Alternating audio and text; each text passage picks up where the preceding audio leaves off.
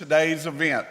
And so I'm calling it an event because it is a culminating exercise in what we have done over the past year. And when we started this in August of 2023, we were looking at many things that could happen, and how that we would progress and how would we support some wonderful teachers in the Knott County school system, and then hopefully use that model to show other county school systems what could be done. And so it's been a good year. We've met one time due to forecasted weather. We even did this online, and so that was a good event as well. And so I've been blessed to be here and working with this wonderful group this year, and they've probably thought I was hateful at times, and so but we are just pleased, and we love that we have visitors with us today. And so I think that you will be surprised and amazed and just educated with what has gone on and the successes that and the challenges that our wonderful teachers have come across, and so and how they've dealt with those challenges and how they've integrated those successes. So before Lois explains the purpose and the history of why we're here, we just wanted to go around and introduce ourselves and to let everyone know who is here. So we'll start with our cadre here first. Tell us your name and what grade or what school that you're working with.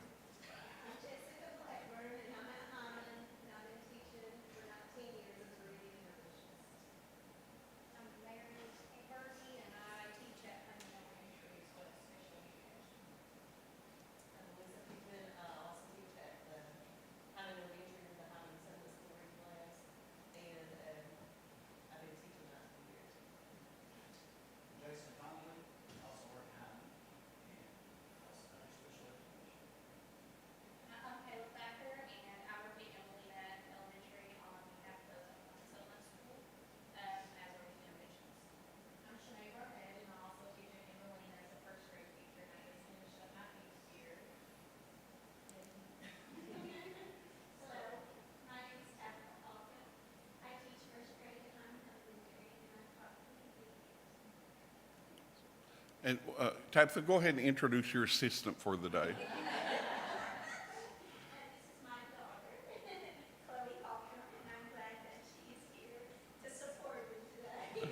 All right, awesome.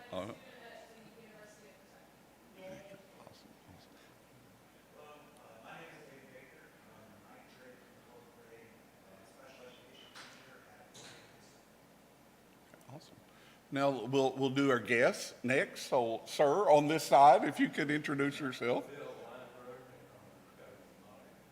Okay. Okay.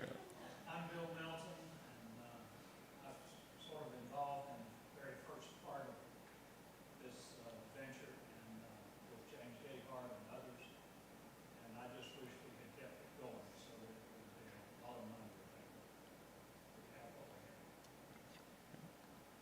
Nancy Melton, and I left Alpha Floyd in 2006, but thank goodness we've been able to come back for a lot of homecomings, and of course we've lived on the campus at Alpha Floyd.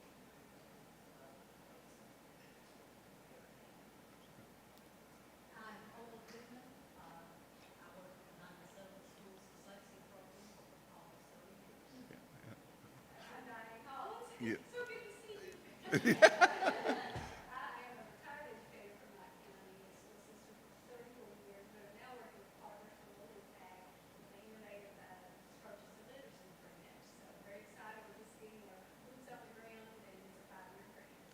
Awesome. Awesome. I'm Beth Sloan, and I'm a retired educator as well, and I'm now locally governed. I'm Karen Watts, and a retired educator. But I am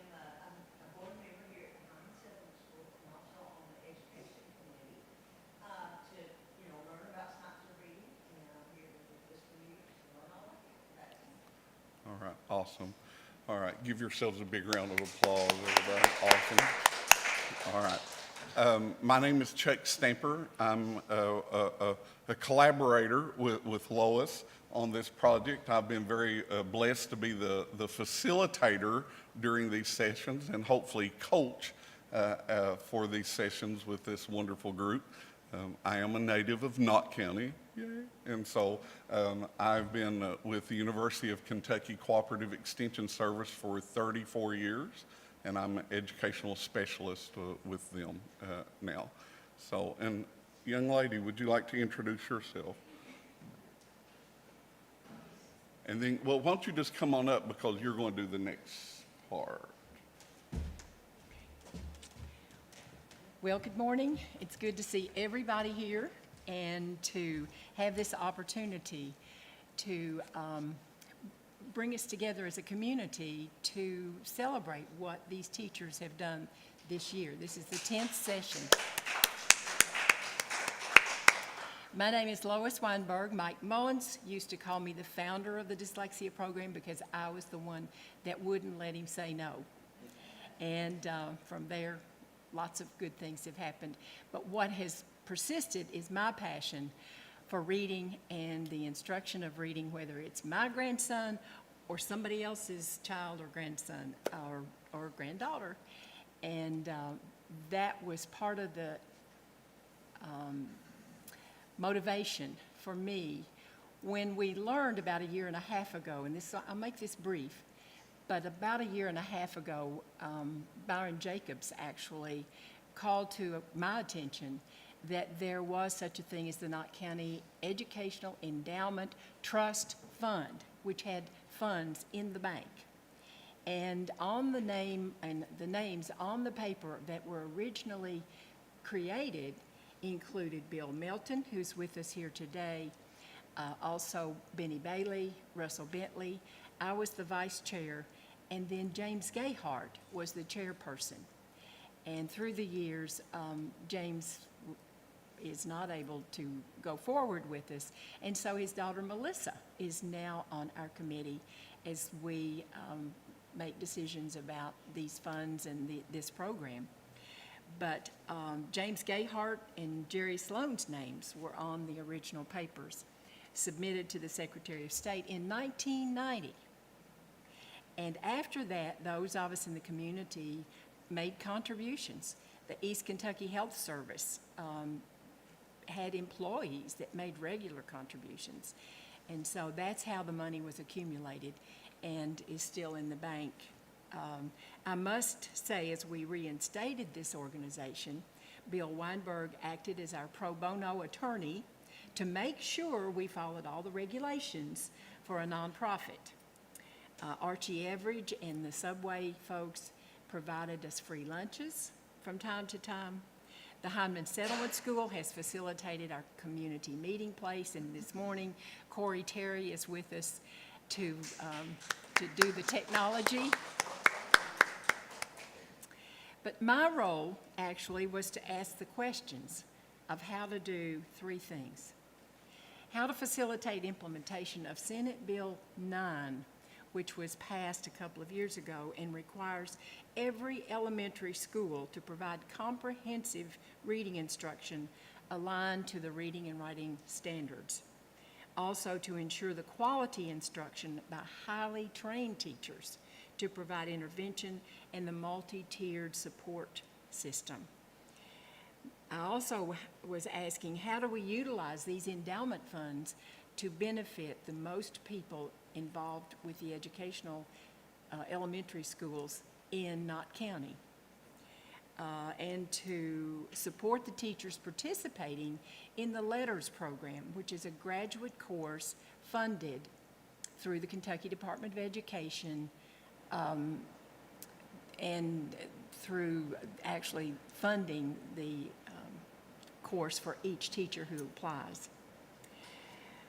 And then last but not least, I saw my role as to ask how to support new strategies that teachers working with struggling readers can utilize. When we started here at the Hindman Settlement School, we didn't know from anything, but 40 years has gone by and we've learned a lot. And that can be shared in every classroom in elementary school, in high school actually, in Knott County. And that's why I'm still excited. I'm still excited to be here and to be part of this amazing group of teachers that have assembled for these last 10 months. But the committee approved the plan to employ Dr. Chuck Stamper, who is a Knott Countyan and now on the faculty at both UK and Moorhead. I don't see how he does that. And he was a facilitator for these sessions. He kept the sequence of the resources in line, and he kept the group on task and laughing. So our reading consultants included Deanna Houston, who's a first grade teacher in Covington and a longtime director of various programs here at the Hindman Settlement School, dyslexia program, and also with IDEA. But the other consultant was Dr. Kayla Steltenkamp, and yes, she's on the Hindman Settlement School Board now and on the Education Committee, professor at Northern Kentucky University, and also just works out this way. She's a coach for the LETRS program statewide. Maybe it's beyond state lines. And so she brought her expertise to these discussions and this work that's been done.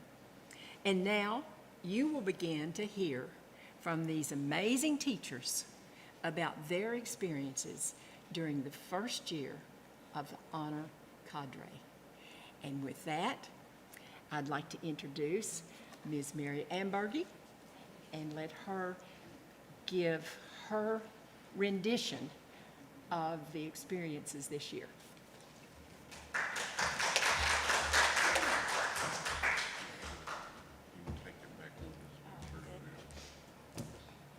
Hello, everyone. I'm Mary Ambergy, and I teach at Hindman Elementary School, intermediate grades, 3, 4, 5, but as a special education teacher, sometimes there's a need for me to teach higher or lower from those grades. I have a bachelor's degree in P through 12 special education, a master's degree as a reading and writing specialist, and a rank 1 in school leadership.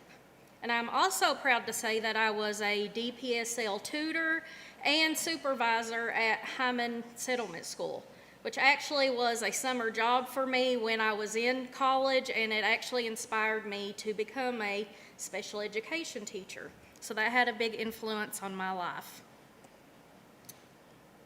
I tell you all of that because even though I have taught for 20 years and have all of that education, being a part of the LETRS training this year and the Honor Cadre has helped me to rethink the way I teach reading.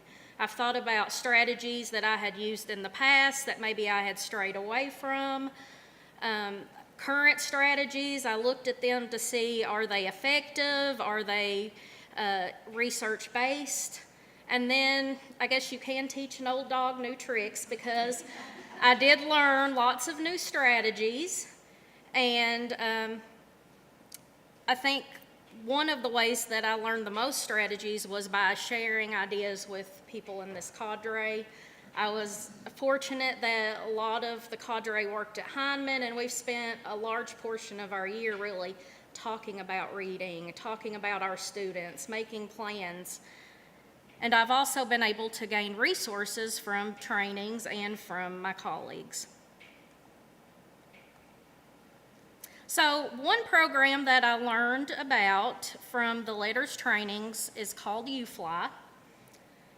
A lot of teachers in the trainings around Kentucky said that they use UFly for whole group instruction, but there were also lots of teachers who said their schools used it for Tier 2 and Tier 3 instruction.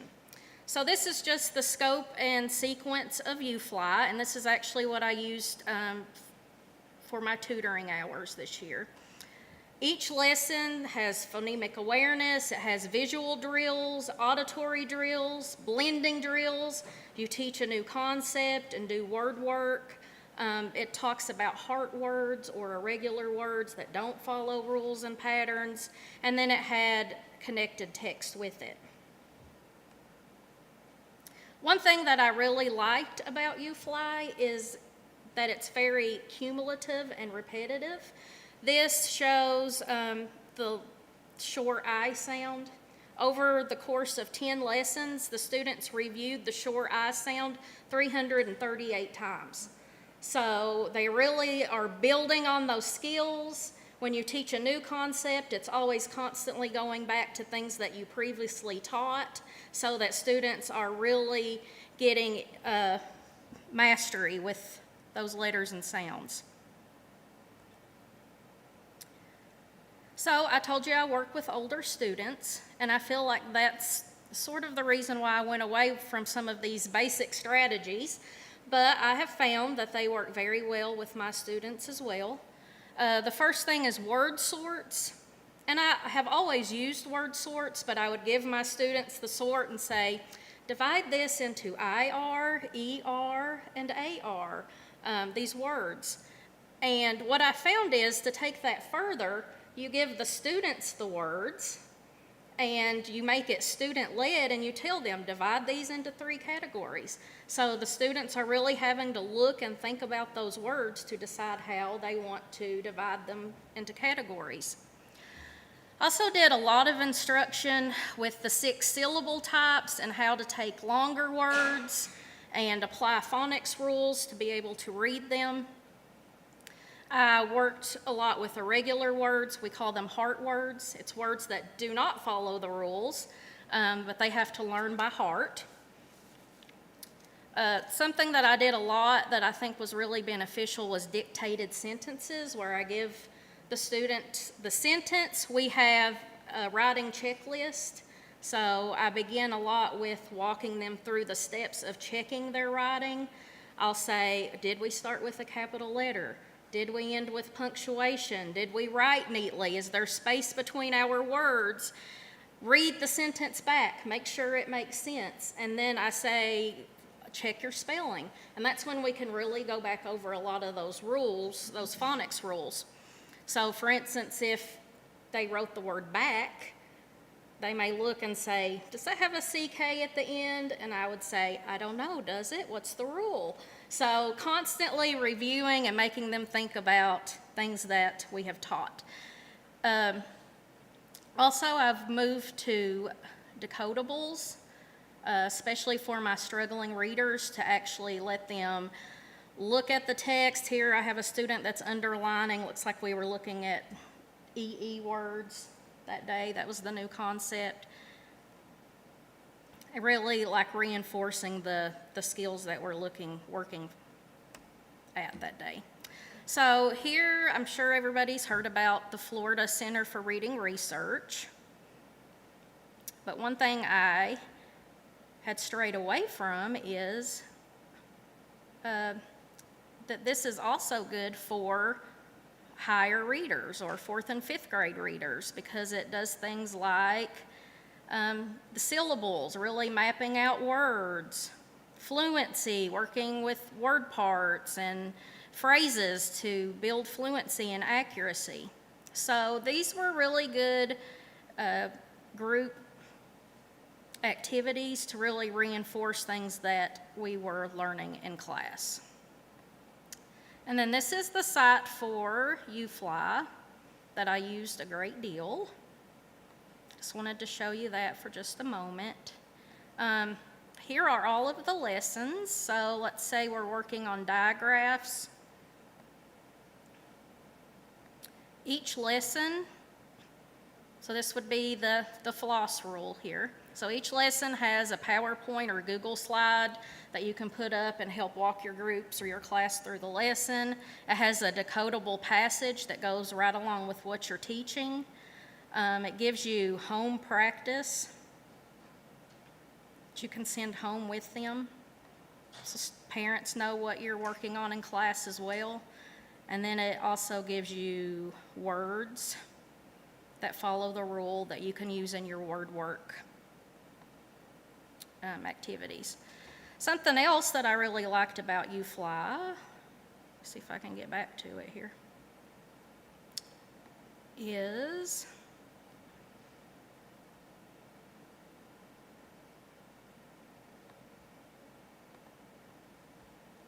it has a lot of digital apps. Hold on, let me go back. There we go.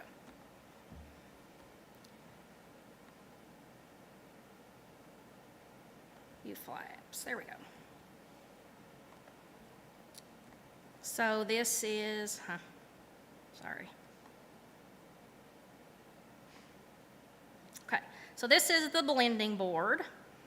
It makes, you give the student words, they think about beginning, middle, and end sounds, and then you would do word chains with them. Okay, so can you change the word sick to slick? So that's the beginning sound. So you can pull that up on your Visio boards and things, and then this would be a beginning work mat and the more advanced work mat. And then another thing that I really liked is they have all of these virtual games that you can choose. If you're on the floss rule, it'll pull words from the UFly lesson, or you can go back and review words. So I use that resource quite a bit. So this is the roadmap for what I did this year. You first of all have to start with assessments. You give students assessments and screeners to see where they are. So I could look back at the UFly scope and sequence and figure out where they need to start.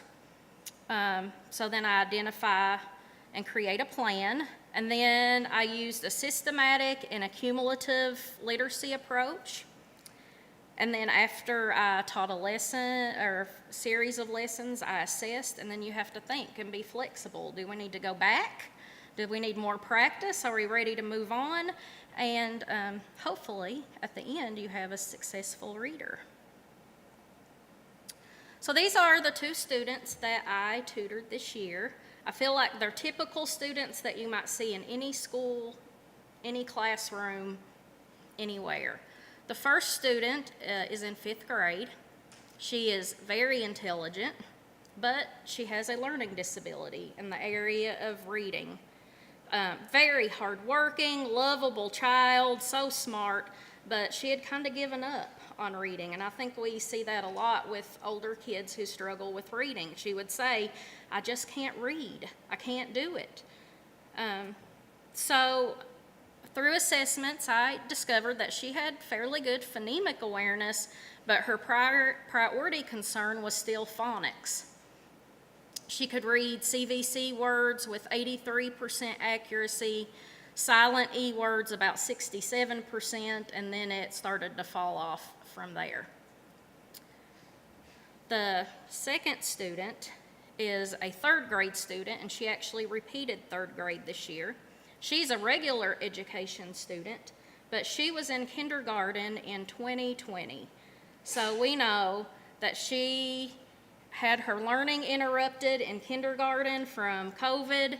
She went into 1st grade. Oh my gosh, how much do you learn in 1st grade about reading? And had to do that virtually. Then, we all know about the flood that occurred, so she's just had a lot of interruptions in her learning, so she had a lot of gaps and areas that she needed to go back and learn. From screeners, I found that she also had fairly good phonemic awareness and knew basic phonic rules, but she had trouble applying those to reading longer words, and even though she could spell the words, she didn't know the rules well enough to use that in her spelling and writing, and her fluency and comprehension were also areas of concern. She could read about 79 words per minute on MAP fluency with 86.5% accuracy, and you think, well, that's pretty good. But what I learned through LETRS is that you want at least 95% accuracy, and you're really shooting for 98% to be able to comprehend text. And you can see that her comprehension was 50%. So this is the results for my first student. This is the Woodcock Reading Mastery Test. She began reading at about a first grade level. She increased, I started working with her in January, and most of my tutoring hours actually went towards this student. I worked with her about 35 hours, but she increased to a 2.6 grade equivalency in word identification, 3.5 grade level in word attack, and 3.6 in passage comprehension. So we have gotten her off to a really good start, and I hope to continue working with her to get her to grade level. These are just some of her MAP reading fluency scores. You can see she gained in just about all areas. Oral reading accuracy is one that I'm especially proud of her for. She went from 77% to 97%. She still reads slowly, but she's able to use those rules and read the words. So her comprehension went from 33% to 83%. This is just an example of her writing. The first writing sample was October. You can see spacing issues. I think the first passage or prompt here was after she read a book called The Tiny Circus and she was giving a summary. Okay, and then the bottom was a prompt, just tell me what you're gonna do this summer. So you can see spacing has improved for sure. Spelling, she still has some spelling errors, but this is much more legible and readable. So, and then this is her LETRS word reading survey. So you can see like CVC words, she read 8 on the pretest, and then she had 100% at the end.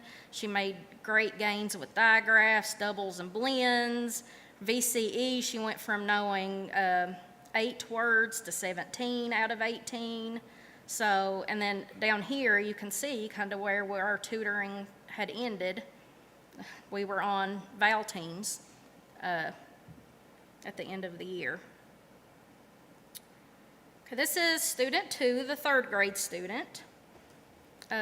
What I really want to point out with her is that she did increase her accuracy up to 92%. Now this student I worked with for about 10 hours. Her comprehension improved to 83%. And you can see down here that her reading MAP scores increased from 194 to 208. So that put her in the 75th percentile, which means she's doing as well or better than 75% of children her age. This is something that she was really proud of. This is the spelling screener that I got from LETRS, and I thought that was really helpful to see what rules that the students were really struggling with. And at the beginning, she was able to spell 51% of the words and sounds correctly, and at the end, she was at 78%. And she was so excited, she went home and told her dad, and it was the best part, I feel like, is seeing the kids' confidence grow. I really enjoyed this experience, and I appreciate Chuck and Lois and everybody else's visions for giving us the opportunity to do this. And that's the end of my presentation. Thank you all. We do want to give you opportunity to ask questions and for a couple of minutes, and so about merit at the end of the year. So does anyone have any questions that you want to ask? Mary, I'd like you to clarify, when you say you're tutoring students, tell us what that looks like. Part of our cadre this year was to tutor, choose students to tutor and practice the skills that we were learning. We had to do a total of 45 hours. Yes, one-on-one. We could do all 45 hours with one student, or we could break up the hours as long as we at least did 10. So that's what I did. I did 35 hours with student 1 and around 10 hours with student 2. Anybody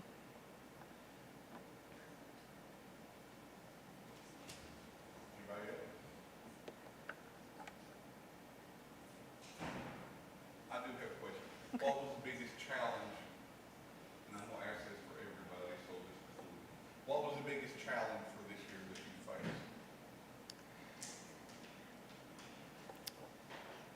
Well, I had several. One was just personally, it's time. Making time to do the 45 hours is, I also coach speech. And, have obviously a full-time job. So that was a big challenge. I think another challenge for me, since I do work with students who are in the higher grades and have disabilities, is just like my students, that by the time that they reach my grade, a lot of times they've been beaten down so much that they've just given up. Or they've learned to adapt in other ways, and they just feel like, learning to read is never going to happen for them. So I think that overcoming that, and letting them know that they can, and giving them confidence and success is part of the challenge. And if you could say one of your biggest successes this year, what would it be throughout the whole process? Just seeing the progress that my students made. I know that the student one who said that she just couldn't read and she just couldn't do it, she came back and said, I was in social studies class and we had to write a paragraph and I did it all by myself. So just seeing their confidence and hearing their successes is what made it worthwhile. All right, David will be next, and we'll just make sure to get a couple minutes to transition. I may have messed up. My presentation's like 5 minutes. I figured you guys wanted to get it done. Let's see. Is this all right? The small end down, flip it that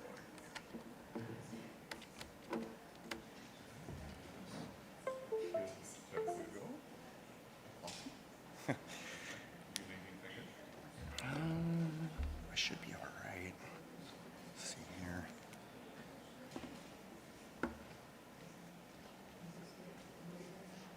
By the way, we're going to watch 4, and then we're going to take a little break. Oh, you're So, one of the things that we have learned this year is the importance of brain-based learning. And one of the things I've told them over the whole year is I learned something very important from a retired teacher. As I was getting ready to start teaching, she was getting ready to retire, and she said, Chuck, just remember the brain can only comprehend what the seat will endure. So we will take a break after our 4th presenter and let everybody stretch, get a drink, and then we'll do the main. All right. Hey, everybody. My name is David Baker. I'm a teacher at Cordia High School. I teach 9th grade through 12th grade special ed. At one point, I taught 6th grade through 12th grade special ed at the same time. That was kind of tough, but been doing that for about 6 years. I've got a bachelor's degree in psychology from Purdue. I got a master's degree in clinical psychology from Western Kentucky. I got a master's degree in applied experimental psychology from Western Kentucky, and I got a master's degree in teaching from Cumberland's. So teaching is a new profession, and I'm still learning from everybody. So that's why this has been a good process. Let's see here. So we made it. That's always a good thing. This is my first PowerPoint presentation, I would say, in, 15 years? Not since I was in psychology graduate school, but hopefully this will go okay. Let's see. All right. This is going to be a short presentation because we started at 10 o'clock and lunch will not be served. I kind of figured we wanted to get it going a little bit. So my apologies for that. If you got to edit my presentation out, I totally understand. All right, let's see. So basically, I'll discuss what I have learned during these sessions and trainings, the plethora of classroom strategies that I've utilized during the school year, and some accomplishments and challenges that I've faced during the school year. So let's see. Science of reading helps us understand how to be better educators. That's one thing I learned. For example, using systematic and explicit phonics instruction to help students with reading difficulties understand the relationship between letters and sounds. That's one thing that I learned. Second thing was the neuroscience aspect of it. For example, neuroscience imaging studies have shown that targeted phonics instruction activates and strengthens certain parts of the brain associated with phonological processing and reading. So that's a good thing to know. Any student can learn. We just need to target those specific areas and activate them. Third one, this is tough. Like I said, I'm a new teacher, though I've been doing it for 6 years. This is not my this is not my area. So I'm still learning every day. And you also got to factor in to the equation a lot of different variables. It could be underlying cognitive difficulties, linguistic difficulties, and environmental factors that a student might not be able to control. So this is a tough job. Let's see here.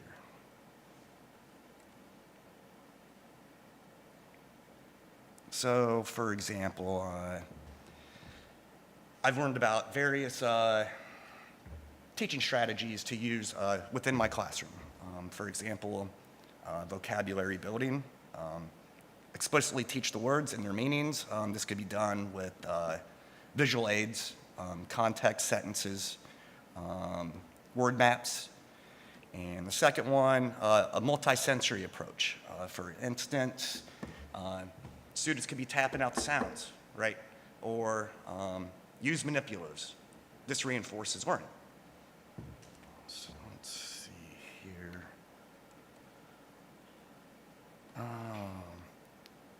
Successes and challenges. A few students did well. However, because my students are mainly 17, 18 years old, they think they know everything, right?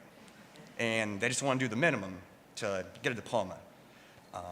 But, you know, I worked with a couple students when I had the time, and they improved their reading comprehension and writing scores on the ACT, so that's good. They're met benchmark, so they're career and college ready, so that's always a good thing. Let's see. Well, attendance sucked, for lack of a better term. This year I had 15 students on my caseload, which is not a lot. That's not a lot for me. I've had 25, 26, 27 before. And of those 15, 5 were home hospital. So they didn't come to school. So I had 10 students who were supposed to come to school, and let's just say a lot of them did not. And if they don't come to school, how can I help them? That's a big challenge. And a lot of the time, you know, it's not their fault. It's just the households in which they are living. You know, it is what it is. Let's see. We do our best. I've spoken about where I work many, many times, and I've said things I'm very honest about it. And we do our best. That's all we can do. It's an interesting school where I work, and I love the kids. You know, a lot of them do succeed, but unfortunately, a lot of them just don't care, and we got to change that culture. And I appreciate it. I'm sorry for it was a very short presentation, but I appreciate each and every one of you. Thank you.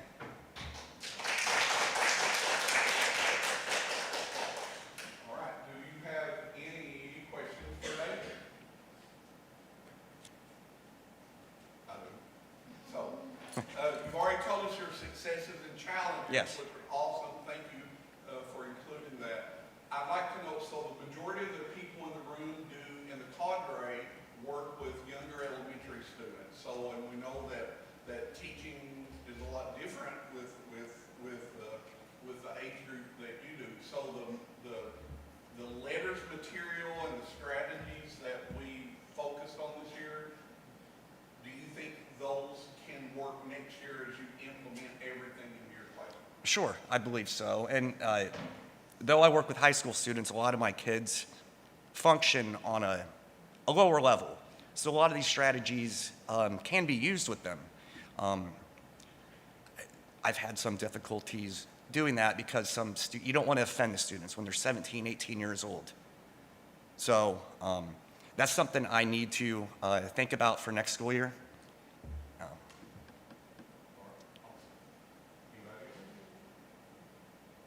right, thank you, David.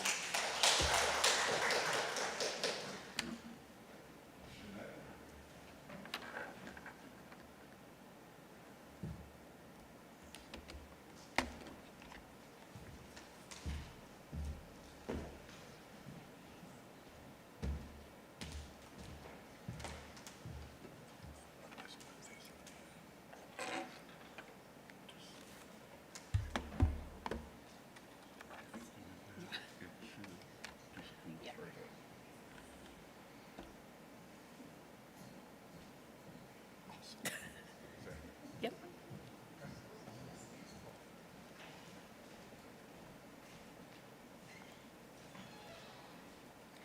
All right, are we ready? All right, so I'm Shanae Barnett, and as I said, I teach at Emmeline Elementary, and I teach first grade. I just finished up my 8th year. I taught my first 4 years at Jones Fork Elementary, and I taught second grade. And then right during COVID, I decided to make the change to Emmeline and for some reason teach first grade, which was very difficult to teach in general. So it was quite a challenge during the COVID years, but we made it through. And I feel like I've learned a lot, and I had a lot of guidance and support through the whole process. So we need other teachers. Teachers need other teachers is pretty much how it goes. So in my presentation, I kind of when we talk about the LETRS program, there's a lot of components to the LETRS program.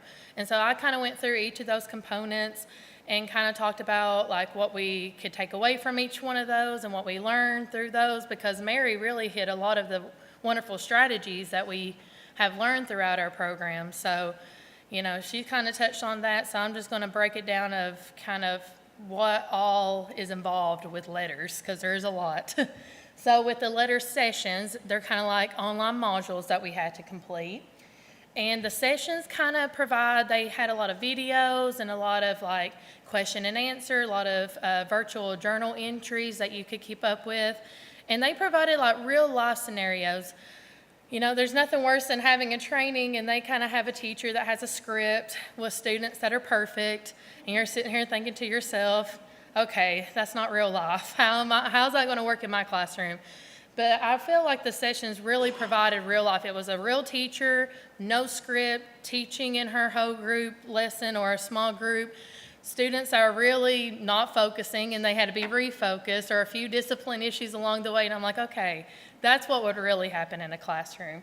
So I love that they provided those real life scenarios for teachers, especially if you are starting out teaching, because it's not rainbows and butterflies like we would hope it would be all the time.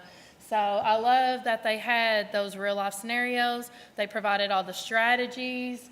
A lot of what Mary was talking about in her presentation, they showed us those strategies and what it looks like in a whole group and in small groups. So that helps a lot, because I feel like as just a regular classroom teacher, we focus on whole group. But the focus is really on small group, and sometimes you're not sure, what do I do in this small group? What do I really need to be working on with these students?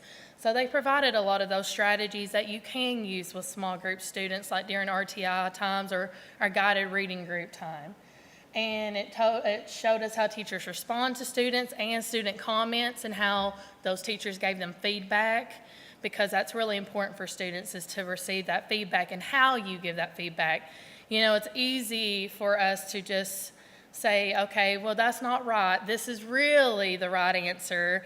And you can kind of tell them how to get there, but they need to start learning how to get there on their own. So instead of your comments of, well, that's wrong, this is how you get there, it needs to be more, I feel like, questioning. Asking the students questions, making them think about their answer without actually saying, well, let's think about this instead. And start asking those questions, make students start thinking about it. And we're hoping to guide students through their learning, through questioning and making them have the answers instead of us having all the answers. And I'm hoping that will create critical thinkers versus just this is the right way, this is the wrong way. And also we want to create independent learners. So I'm hoping that maybe I'm a little voice in my students' heads sometimes. They're like, okay, what would Miss Barnett ask me right here? Like, she's already come by and said, I need to look at it again. So now I need to start asking myself those questions that she would ask me and see what I need to go back and fix. And maybe next time she comes around, she's like, smiles at me and says, oh, I love what I see, before we talk about it as a whole group. So I'm hoping I'm kind of like that little voice in their head sometimes. And of course, the sessions have taught us strategies to use when teaching those foundational skills. And they also have allowed me to reflect through my journey. We have a lot of journal entries we get to answer throughout the modules online. And sometimes you watch a video or you read something and they ask you a question about it and you try to answer it and you're like, well, did I get fully what I was supposed to get out of that video? And you can go back and revisit it, and then you can start thinking of things that you didn't even come to mind the first time around. So that's kind of what the sessions did for us, I feel like. And I was really happy to know that I've seen a lot of teachers using what we call foundations. It is a curriculum in our district that's used district-wide. It's for phonics lessons, and it was kind of reassuring to know that other teachers out there, and LETRS supports one of the curriculums that we are using, because, no curriculum is perfect. And, even though foundations, you have to add a few little supplements here and there, I still feel like it's probably one of the better curriculums we've ever had that have really targeted those areas of needs for students. And so I was happy to see in those videos that teachers are using foundations. I was like, oh, well, that's what we're using in our district too, so we have to be on the right track, and going in the right direction.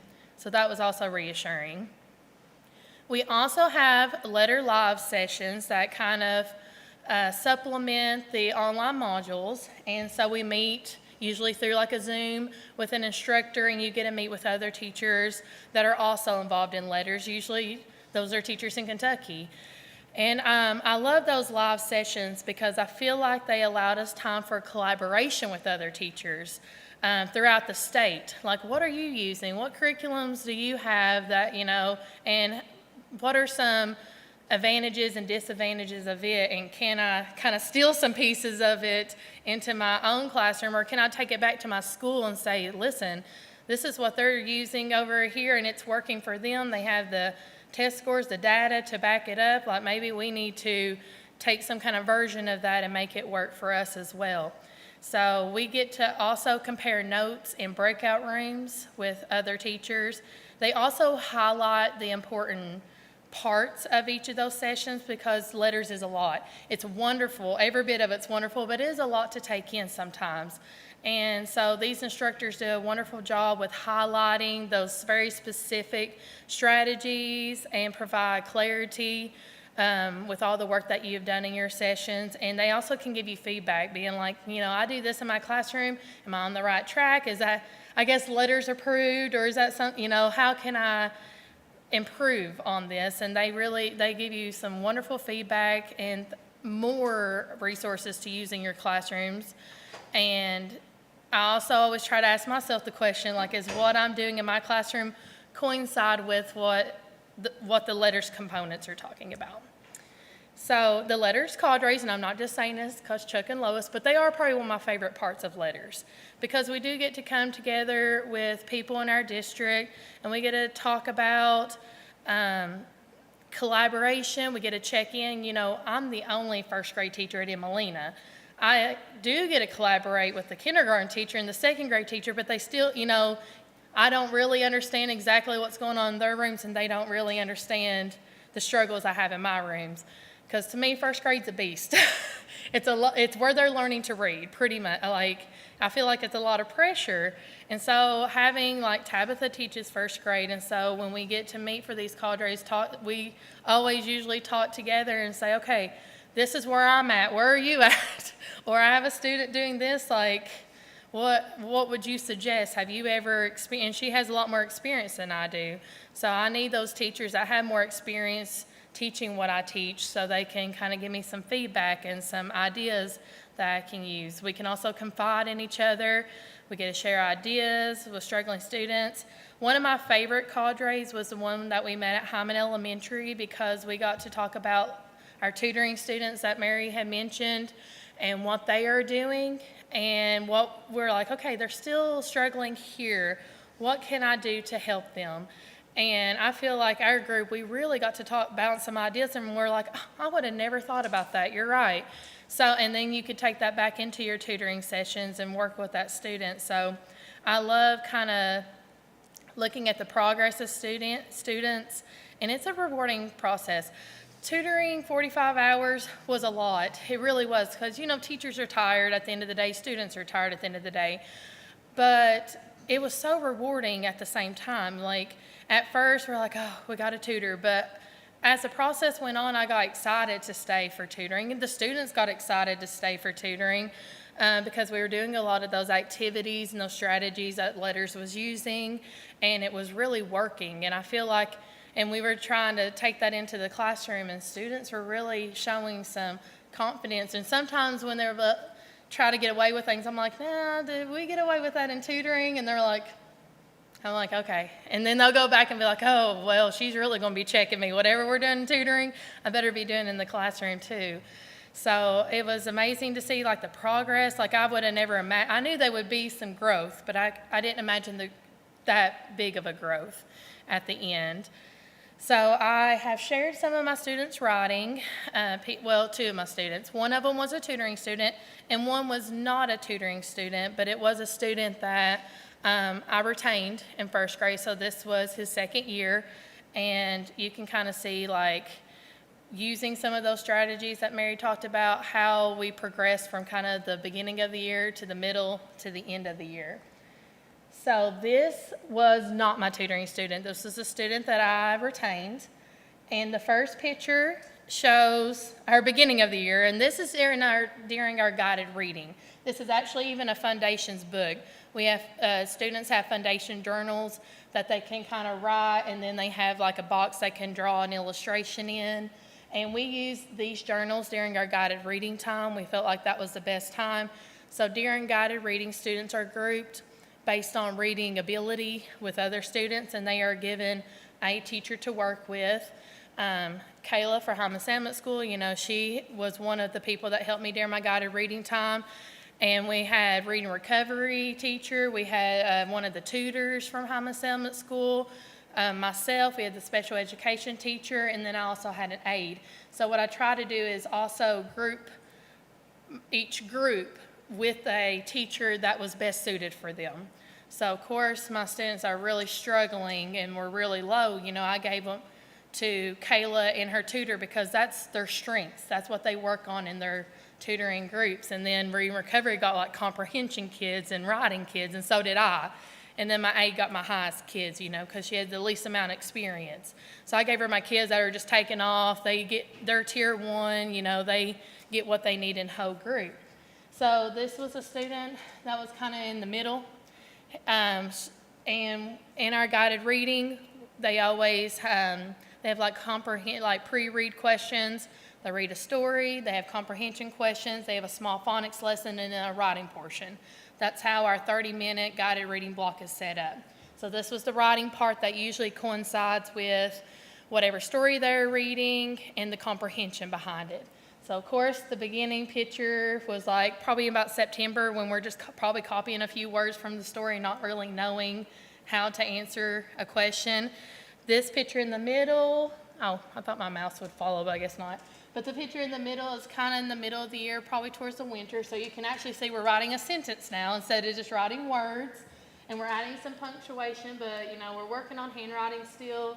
And we're also, this word was supposed to be home, and it turned into hone. I don't know if that was like a mispronunciation, or it, you know, didn't think about that word, or it's really a misspelling. And then this was the end of the year. This was, I think we quit guided reading because of testing around April. I think like the beginning of April was probably about the end of our guided reading time. But you can see these are 2 sentences, and they added, you know, commas, and they had contractions, which I'm sure the student probably had help with this word to write it, because You know, we were probably just going over contractions at that moment. But the rest of the words, like, he used words that he knew how to spell, words that were on our sight word board, or words that he just knew. And he's really expanded his writing. So this was a lot of growth for this student. He was probably my top reader by the end of the year. So retainment really did good for him. The next student is a student that I tutored. So we really struggle with spacing our words, spelling our words. She also has a severe speech problem, so that always plays a role. And, this is very extremely difficult to read. We got a little bit better. It's a simple sentence, but we still got better with handwriting and spelling and all the fundamentals of a sentence. And then she really started expanding her sentences and adding details. Still, the words are a little bit close together, so that's something I will probably tell her second grade teacher to stay on top of and really reinforce, spacing out our words. She also sometimes leaves out punctuation. She used to always leave it out, so at least she's starting to add it in there. So, baby steps. That's what we will accept anything, any kind of progress.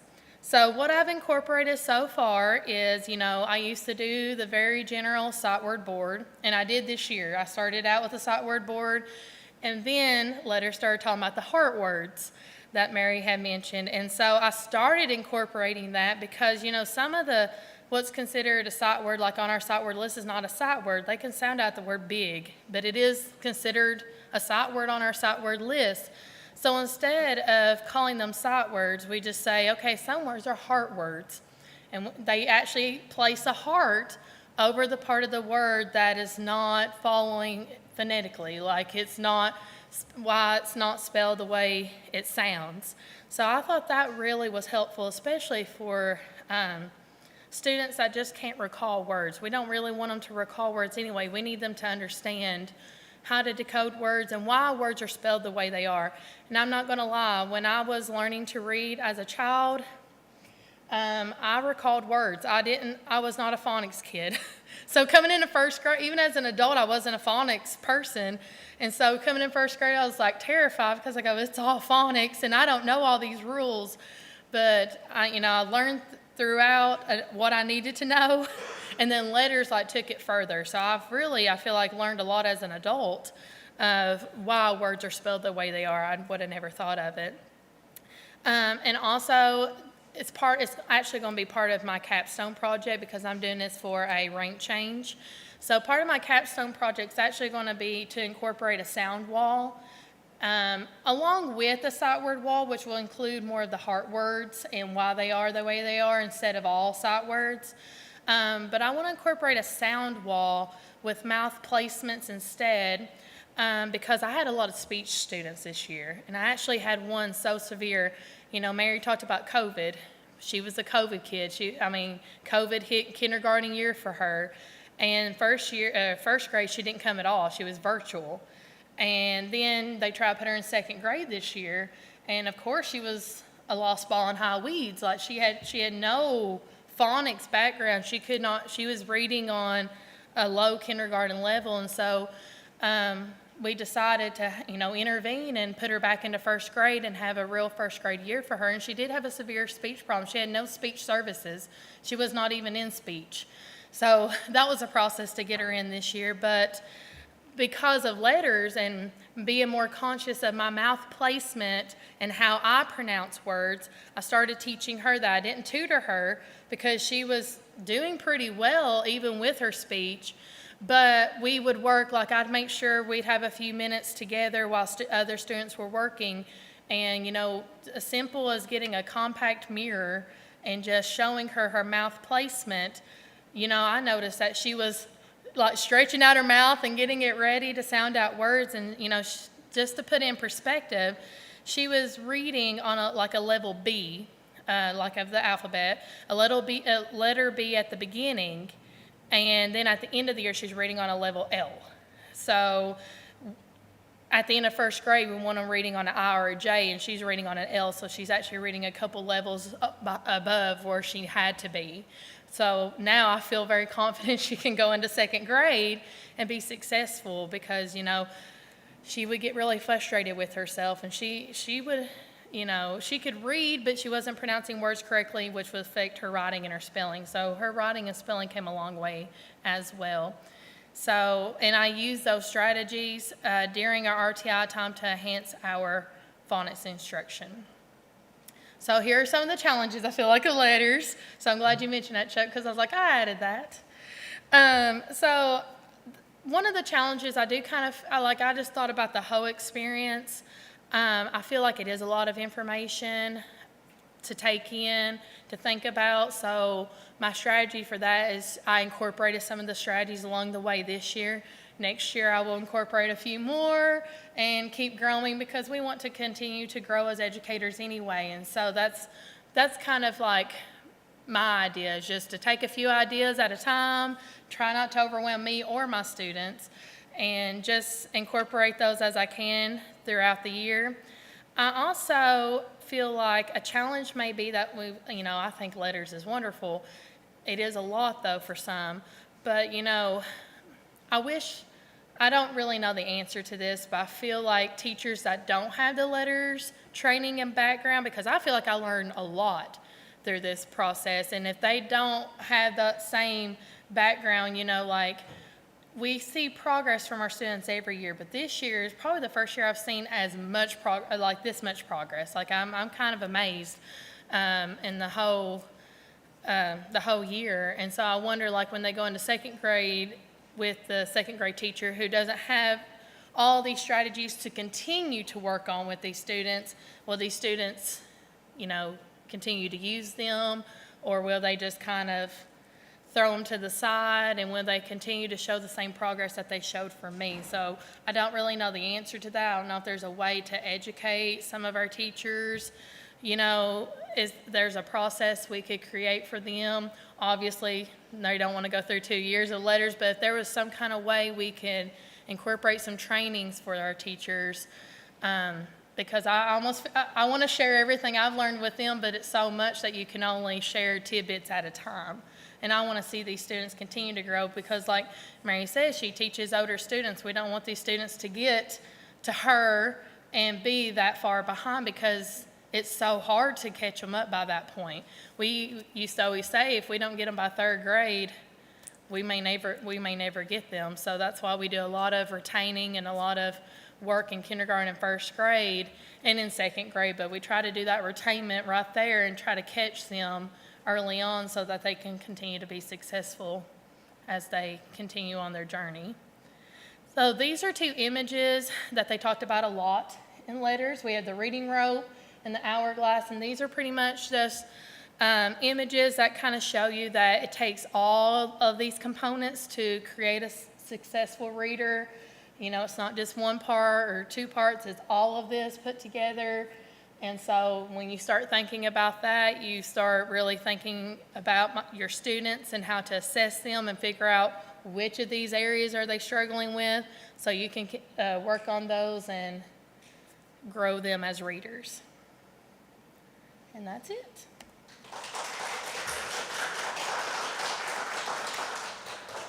Anyone have any questions? I bet you do, Chuck. The only one I've got, so you Okay. had the challenges but if there was one success that you think of throughout this whole process, what would it be? To me, it's really, I just think about my speech kids. I had so many. I had about 8 speech kids, and I'm not just talking like we're just mispronouncing a few words. We were really struggling to understand just regular conversation. So I loved they added a lot of those strategies of the mouth, we talked about the mouth placement, and also sounds, we want to clip those sounds. And I don't know if all teachers know to do that. You know what I mean? I sometimes get students that want to go, B says buh. And I have to tell them, no, it's buh, buh. And we have to clip that. And, it's a hard habit to break. And so the success to me would be, because I learned those strategies with those students, how to reinforce and how to provide them with, I love the mouth placement cards and they talked about Val Valley. So I'm going to add that into my sound wall, and we're going to really dive into that this year. So I'm pretty excited about my capstone. I'm hoping to help future speech students. I even had our speech, I guess pathology, well, she was testing my students for speech, and she goes, wow, her speech is really improved. I was like, oh, well, thank you. I was like, oh, I'm doing something good for her then. So.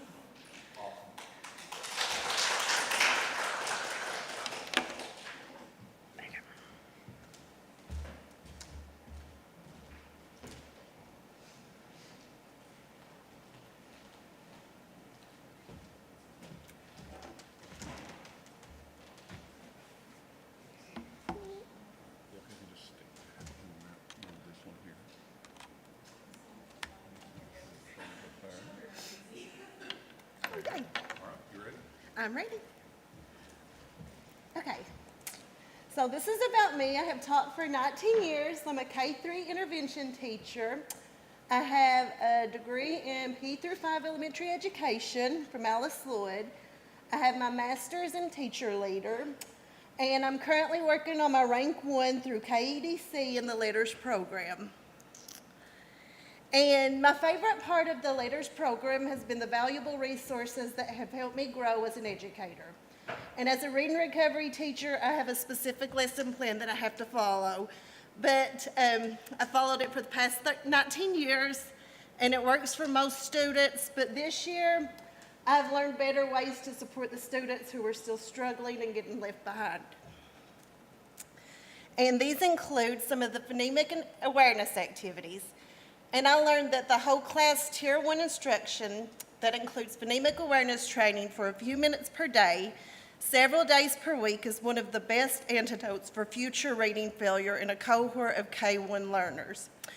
And this year, in both reading recovery and in my small groups, I have been incorporating the following phonological activities into my groups and individual lessons.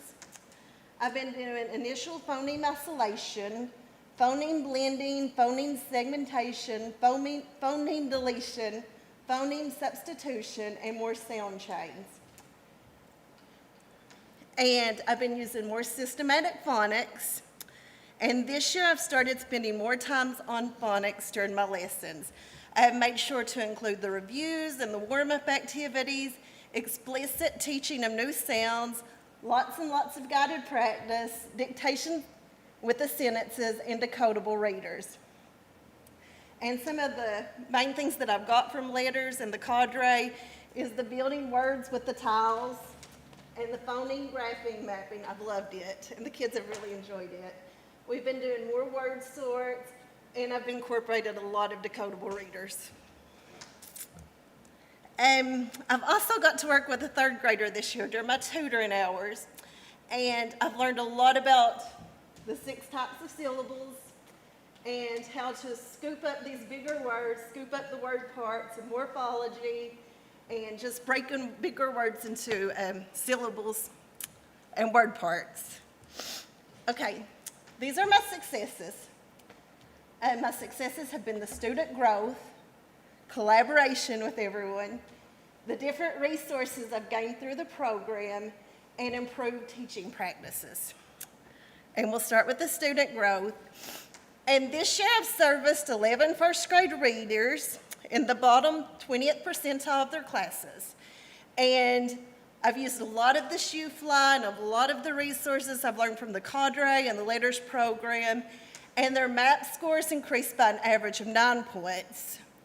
They went up an average of 11 reading levels, and 6 of the 11 tested out of intervention and were on level or above level of their classroom peers. I worked with 7 second graders who were serviced in small groups, and there were about 4 to 6 of them. And they all scored below the 10th percentile on the MAP assessment at the beginning of the year. And at the end of their year, their MAP scores increased by an average of 13 points. Their average reading level at the beginning was 3.5, and the ending they were reading on a level 15. And that's still not where they should be in 2nd grade. But when you look at their slossing or decoding words, At the beginning of the year, it was a kindergarten 7th month level. And at the end of the year, it was a 2.0 second grade. So they came a long way, even though they're still not where they need to be. I worked with 5 third graders who were serviced in small groups. Sorry. Their MAP scores increased by an average of 25 points.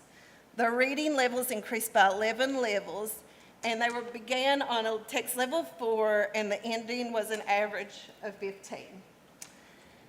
And that's just my classroom, or the kids that I pulled to work with. Now, my tutoring hours, which I've really enjoyed, my first one was a 2nd grade male student, and we worked on 13 hours of individualized tutoring.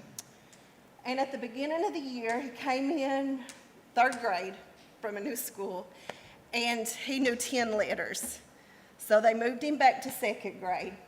He was on a text level 0. He scored 0 on Slauson, or decoding words, which was 1st month kindergarten. And we used all these U-Fly strategies and decodables, and we worked really hard. And at the end, he was reading on a text level 17. His Slauson was 54, 2nd grade grade equivalency, and his math score increased by 11 points. And you really can't see, but this is some of the writing, and it says Dad can nap. Once he started getting those letters, but it's all kind of crammed together. And then we started working on the skill words and the tricky words and sentences with U-Fly. And then at the end, he was writing sentences of what happened at the beginning of the story, the middle of the story, and at the end of the story. And he even wrote the zookeeper God in the lion cage. I mean, it was just really amazing watching his progress through the year. And my other student 2, was a 3rd grade female student. She got 22 hours of individualized tutoring. Her MAP score increased by 17 points in reading. Her beginning text level was a 34, and at the end it was a 40. Her beginning Slauson was 3rd grade 6th month, and her ending was 4th grade 9 month. And we did U-Fly. We did a lot of test practice because she was lower in comprehension. We did fluency drills, and we did a lot of that syllable and morphology, breaking the words into parts. Collaboration. Sorry. Okay, another success was collaboration, and it has really strengthened my instruction. It has expanded my teacher toolkit and the resources that I've used. It's offered a network that offered emotional support when I felt like I was not getting where I needed to be or getting upset. There was always somebody there to talk to and bounce ideas off of each other. I learned what's working and what's not working from others. And some of the ways that I've collaborated is through the LETRS program. KEDC has been great. The cadre, we've got great collaboration and feedback and ideas, and even in Mr. Conley's favorite breakout rooms. Some of them have been really, really beneficial, but sometimes you get in there with a group of people and you try to talk and it's real awkward and nobody speaks. But some of them have really got some great ideas. Okay, another success is the resources that I've got. And some of my favorite resources is U-Fly. And I just love, Mary's already talked about it and built it up, but I've loved the U-Fly program. I've loved the phonics lesson plans. They just everything that you need is right there for you. I've learned a lot about my students from the LETRS assessments, and the phoneme grapheme mapping was great. And I learned about this little AI Magic School app that's been great, and just using how beneficial these decodable texts are to our readers. It's improved my teaching practices. I now do phonemic awareness, a lot more of it, and a lot more warm-ups. I do a daily review of skills. I do systematic phonics, and I'm now using decodable readers after teaching new skills. So I've got a lot of new beneficial practices that have really helped my students move. This is the most growth of some of my students in a long time. Some of my challenges have been time. I teach, and then I have another job cleaning the banks in the evenings, and then I help Mary coach speech, and my daughter's in speech. So it's just like really busy. So just trying to plan and get everything ready and tutor, it was a lot. And I'd even come in the mornings and get the tutoring hours, but it was so beneficial. And we're actually going to continue doing it this summer. A couple of us from Hindman. So we've got some students scheduled to come in, and we're going to still offer these services. Another big challenge is scheduling these interventions when you have a 90-minute reading block and you don't want to pull them out of math. It's just so hard getting a schedule that works for everyone. And another challenge this year was servicing all the students who need that extra support, because there's so many of them right now, and we just want to get them caught up. So that's it. Do you have any questions?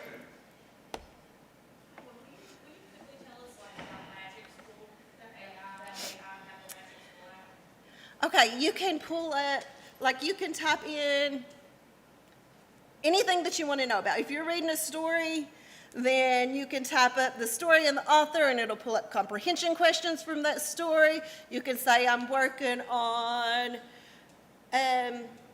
vowel teams, and then you can like type in vowel teams for a decodable reader, and it'll give you a decodable reader with comprehension question. I mean, it was just great. Yeah, whenever we had people come in, the cadre here, she pulled it up and showed us. Oh yeah, it was great. It was the greatest, one of the greatest things that I saw. You want to write that down, because you can get anything. It will do anything for you that you're teaching. If you want a lesson plan for something.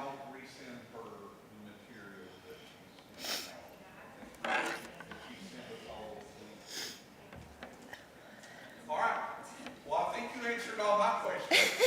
So it's really good to hear that you all are actually going to continue the tutoring in the summer. I think that's awesome. All right. Thank you. All right. All right. Let's take a 5-minute break. Is that okay? Before I leave, let me ask you this. Who knows what happened today 232 years ago? Kentucky became a state.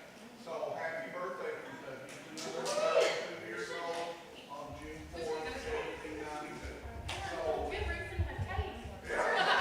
there are snacks over here. I did make a pot of coffee in the back, and there's restrooms down this hallway. So let's do a 5-minute.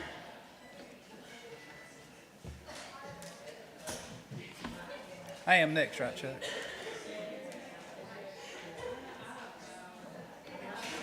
Make sure the small side's down. All right, awesome. Let's make sure it comes up. Awesome, got it. Ooh, fancy. Thanks. Are you going to show a video? Make sure that your sound is enabled. Oh. Here, make sure your sound is. How you do that? Let's just check it. Go down at the bottom, it looks like it, but let's go click on the link. Let's see. Oh, you mean the sound's working? Yeah. Yeah, it's on. It'll work. If not, I'll just have to unmute it, right?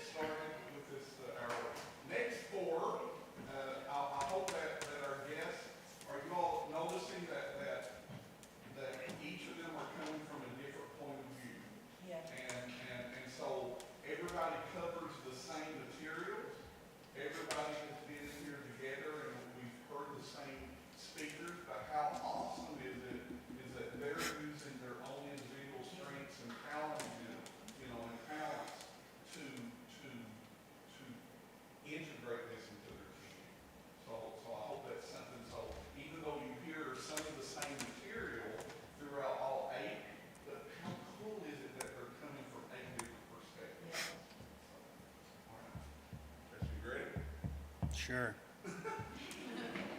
Good morning. I'm Jason Conley. Like I said before, I worked at Hindman Elementary as a special education teacher.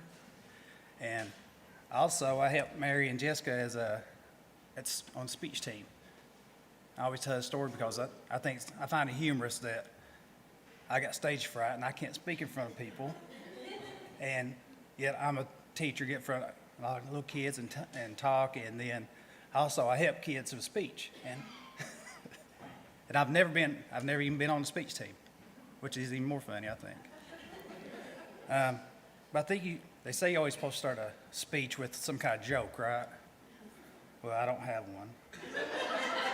Instead, I want to tell you a little story that my little friends here created for me. True story.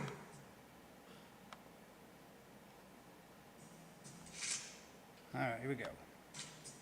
In the bustling corridors of Hindman Elementary, Jay juggled the roles of teacher, mentor, and the unofficial IT troubleshooter. His days were a whirlwind of lesson plans, student queries, and the occasional paper jam in the staff room printer. But Jay had a lingering problem that outpaced even the most stubborn of printer mishaps: how to effectively enhance the reading skills of his diverse classroom. Enter LETRS, the beacon of hope in Jay's literacy quest. LETRS, or Language Essentials for Teachers of Reading and Spelling, was the robust professional development program Jay had been searching for, promising to transform his teaching strategies and boost his students' reading proficiency. The program's evidence-based approach offered Jay a deep dive into the science of reading. He delved into modules that unpacked phonemic awareness, phonics, fluency, vocabulary, and comprehension in a way that was both enlightening and practical. Jay was particularly tickled by the aha moments that came from understanding the neurological processes behind learning to read, knowledge he was eager to translate into his teaching. But the road to literacy enlightenment was not without its bumps. Jay grappled with the challenge of fitting LETRS training into his already packed schedule. He often found himself burning the midnight oil, armed with a trusty highlighter and an ever-growing stack of notes. His colleagues noticed his dedication, and soon, Jay wasn't just a one-man literacy crusader. He had sparked an entire movement within Hindman Elementary. As Jay implemented his newfound strategies, the results were palpable. Students who once struggled to decode simple words were now confidently navigating complex sentences. The joy of reading was blossoming before Jay's eyes, and his classroom became a hub of enthusiastic learners, eager to explore the vast worlds hidden within the pages of their books. Jay's story spread beyond the walls of Hindman Elementary, inspiring teachers far and wide to embark on their own LETRS journeys. And for those who heard the tale of Jay, the Hindman hero, an invitation lingered to learn more about LETRS and join the ranks of educators committed to unlocking the full potential of their students. So for all the teachers and colleagues out there, consider this your call to action. Embrace the science of reading with LETRS, and watch as the seeds of literacy you plant today flourish into the success stories of tomorrow.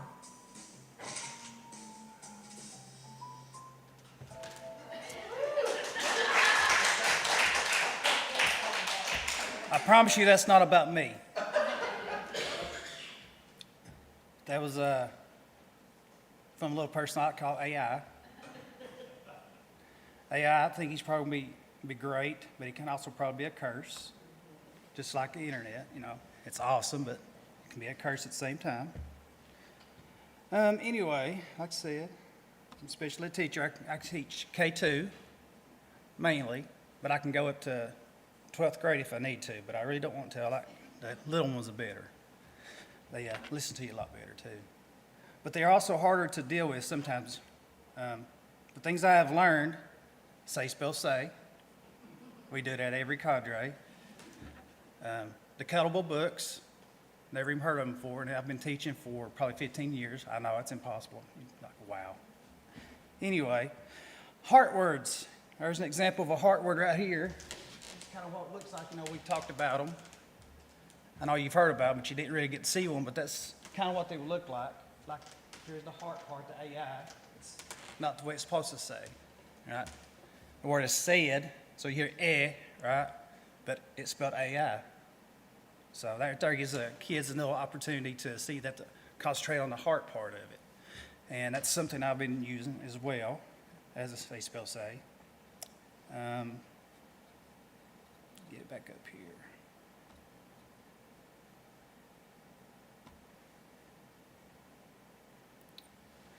All right.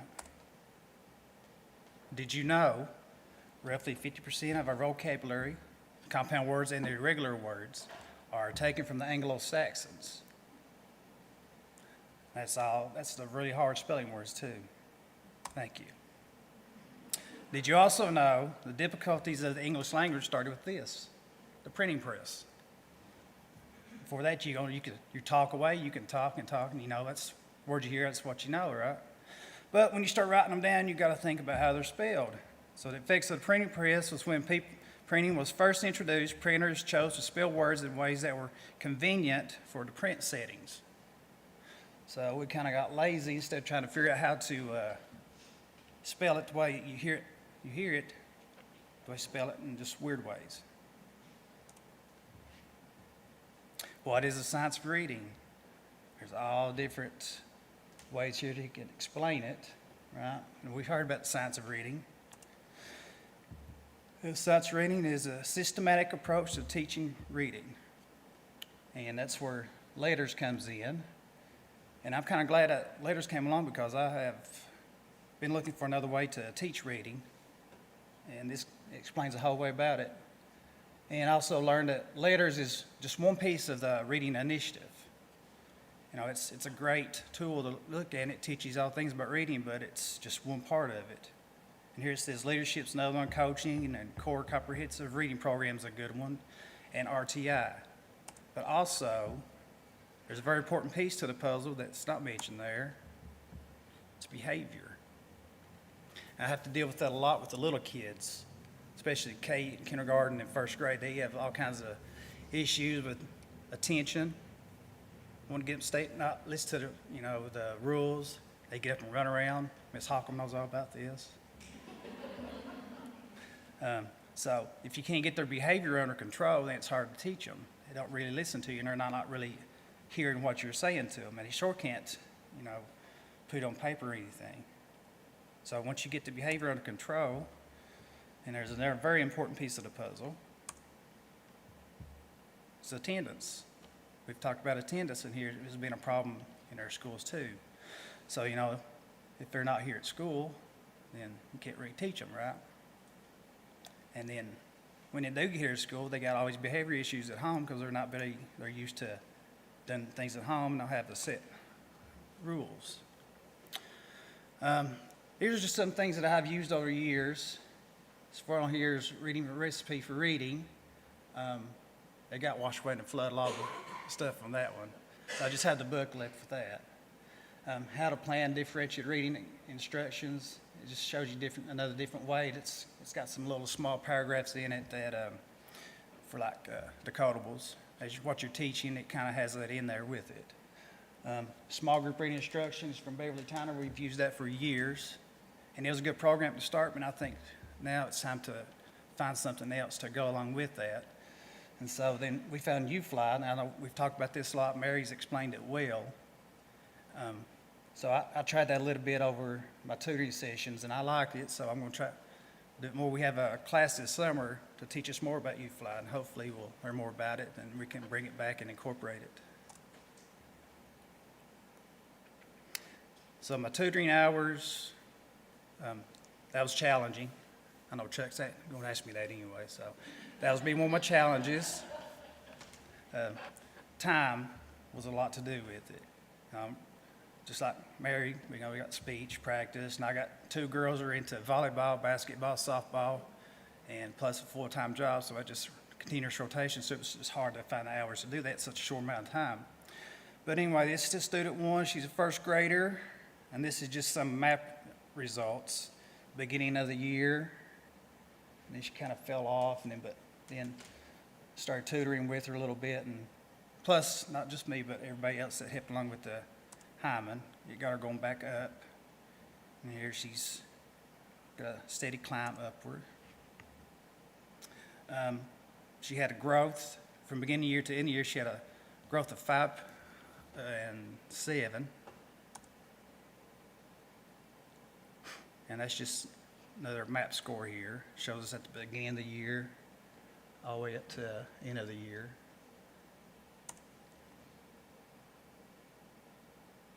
And there it shows her map score's growth. The RIT score had a growth of 28 points and a growth of 35 points for the percentile. Student 2, she's a kindergartner. She is another one I'll talk about. So a lot of behavior issues, not as far as being mean or anything, just hard to concentrate. So that was a challenge for me also, just to get her, both of them really, to sit down and focus. So there's a lot of breaks involved in teaching these two kids. But you see she started, and then she kind of dropped off, but then when she got a little bit more help, she went back up. And so here, just a steady climb.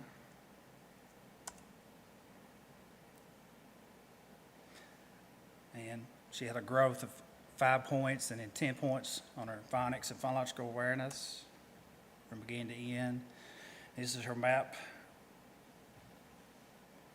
And so she started here low and then increased up slowly. She didn't grow as much.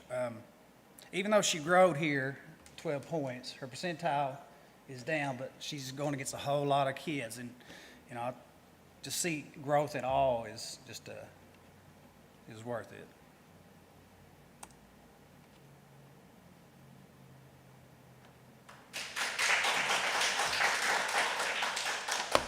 Any questions?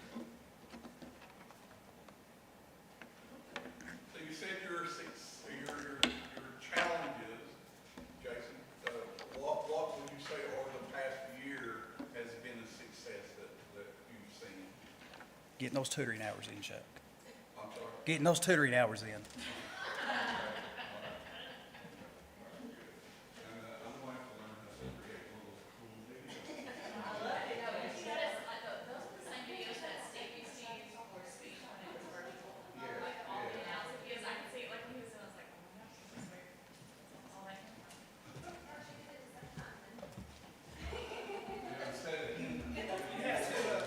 Well, it just depended on the voice that was talking. Someone would say it right when I spell it right, but if I spell it right, someone would not say it, they would say Hindman. So I had to change your spelling. I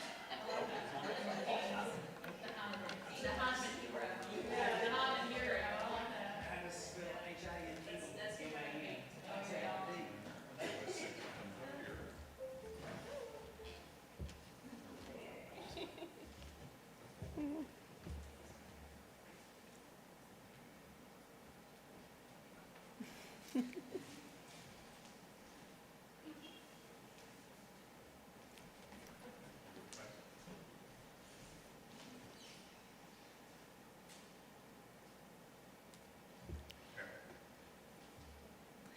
Hello, my name is Tabitha Holcomb. I'm from Hindman Elementary, and I teach first grade. In fact, I've taught 23 years, and majority of them, except for one, was in first grade.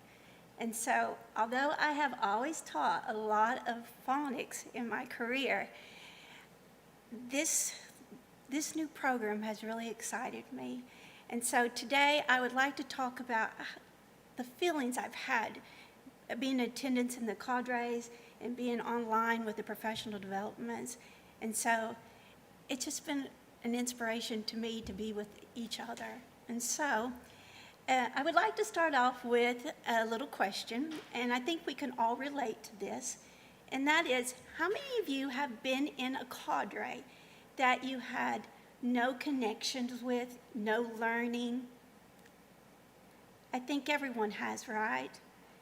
And so I can't explain this, but every time that I attended the cadres, I felt like I brought away something from this program, that I felt connected to you all. And so it really felt great to be part of this LETRS community.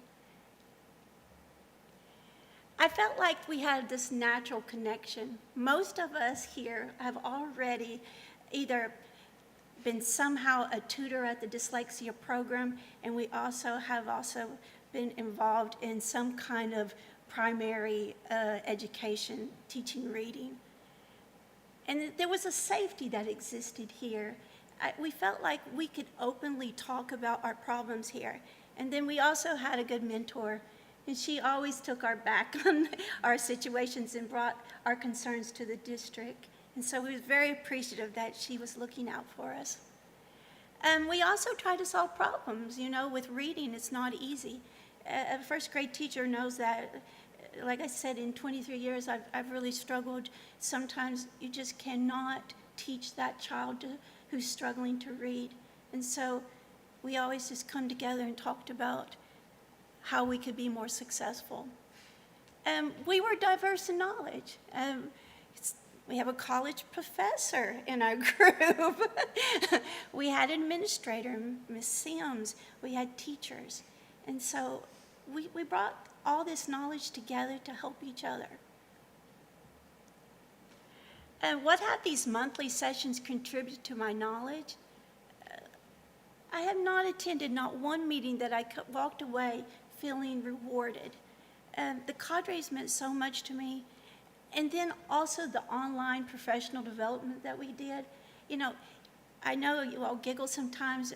I've been in those situations too, where we were put in a breakout room and no one talked. But overall, we took away something that we could use from those sessions and that we could bring back to our classrooms. I don't want you to like, I guess, picture a perfect situation here, but, you know, we have acquired so much knowledge this year that, you know, it takes some time to internalize this knowledge. And so basically, I heard Shanae talk about this too. You know, we grasped a hold of some ideals that we really liked, and then we tried to use them in our classroom, and then we found that they worked. And so it was so rewarding to talk to each other and find out new ideals. Also, the independent study through textbooks, that has been sometimes challenging. You know, when you're teaching a full load and you have family obligations and tutoring obligations, it's really hard sometimes to be on track with everything that the LETRS program. It has been a rigor program, has it not? What has the LETRS program added to my development? It gave me how students learn to read. You know, I've always taught phonics. Some of the programs I've taught with was Project Read, which I loved. And then I also taught with reading recipes, and then I also did the LETRS program and many more. But I didn't understand why they struggled. And so those textbooks helped me. They helped me understand what was going on, that processing of the brain that was happening. And so that encouraged, it helped me empathize with these students who are struggling with the reading. New tools, oh my gosh. I have always wanted decodable readers. Now, I have decodable readers provided by the district. It was with the Wit and Wisdom, the Geodes collection. But those Geodes decodable books were not what I needed for my students who were struggling. And so Ms. Weinberg was kind enough, she gave us some money, and she wanted us to research and find a good decodable text. And I really appreciate that she did that, because she gave us an opportunity to research on our own and discover what we needed. Because sometimes, and I'm not saying I love my geodes, but they do not attack the skills that I need for my struggling readers. And so she gave us that opportunity to find those decodables, and I love them. I could not teach without them. In fact, the students that I tutored this year, I used the decodable readers, and I actually contribute those to some of their success, and also the phonics program. So new tools also. I've got a lot of drills that deletes and substitutes phonemes. Those always encourage reading skills in our students. And so that firsthand experience with all these new tools has just made an impact on my teaching. Also, tutoring. Oh my gosh, tutoring. I never tutored before. Well, I tutored at the dyslexia program, but this is my ownership. I did it on my own. I used what I learned from the program, and then I adapted that and then created my tutoring program. And so it was wonderful. It developed empathy in me because I didn't realize, I've always taught whole group, but I didn't understand the struggle when you see it one-on-one with a student. And so I'm going to share a video with you, and I'm not going to put a video up here that shows a perfect child, because when you're recovering students, that's not going to happen. It takes 2 years, I've heard in research, to recover a child. And so the video I'm showing, I'm going to talk to you a little bit about my student Kino, and I've had permission to use this video, by the way. And so Kino is dyslexic. He also has other disabilities. And so Kino is very nervous. When he reads, he's kind of had like these little tics that he does because of the awkwardness that he has to read in front of students. And so while I was in like reading groups with Kino, it was so very important that you caterpillar read, because he didn't want you to listen to him read. And so it was very important that I gave that to him in his guided reading groups. Now, of course, when we were tutoring, he had to read out loud, of course, to me, so I can monitor his skills and stuff. But as you watch Kino, you're going to notice he does a cough. He's not sick. This is a way that he reflects, like he's handling the situation of him, reading the text for me. And so another little information about Kino. Kino was identified at the very beginning of the year as, he was below his peers. And so he started out at the very beginning. He started at a level B, and then he ended at level J. And that is exit criteria. Now, you're probably saying, well, is that really great growth? Yes, it is great growth. Because if a child, he used to sound out words, like 80% of the words he would read, he would sound out. He would flip the sound from long to short. Those of you who are reading teachers, you understand that they will sound out those words and try the short vowel, and some of them tried out the long vowel, until he come up with a word that was reasonable. And so I don't have that prior video, I'm so sorry, but I do have this video, and I'm very proud of him. The 2 students that I've tutored, he came the longest. He advanced farther than my other child, even though if I showed you a video of the other child, you would think that he read comparably better. So I want you to watch this video, and I hope that it creates a little empathy in you too. Okay? I could just make a cake without flour and sugar and butter and eggs, and remember his friend was Chester who lived next door.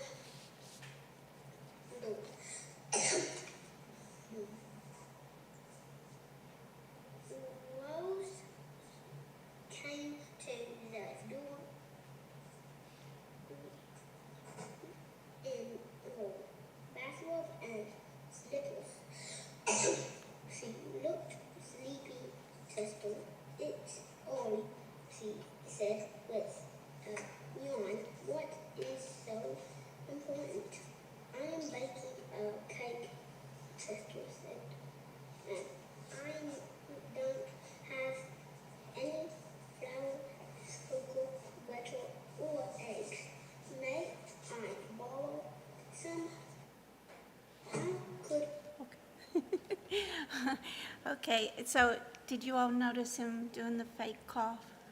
Did you all notice him doing anything else that kind of stood out to you? Anybody?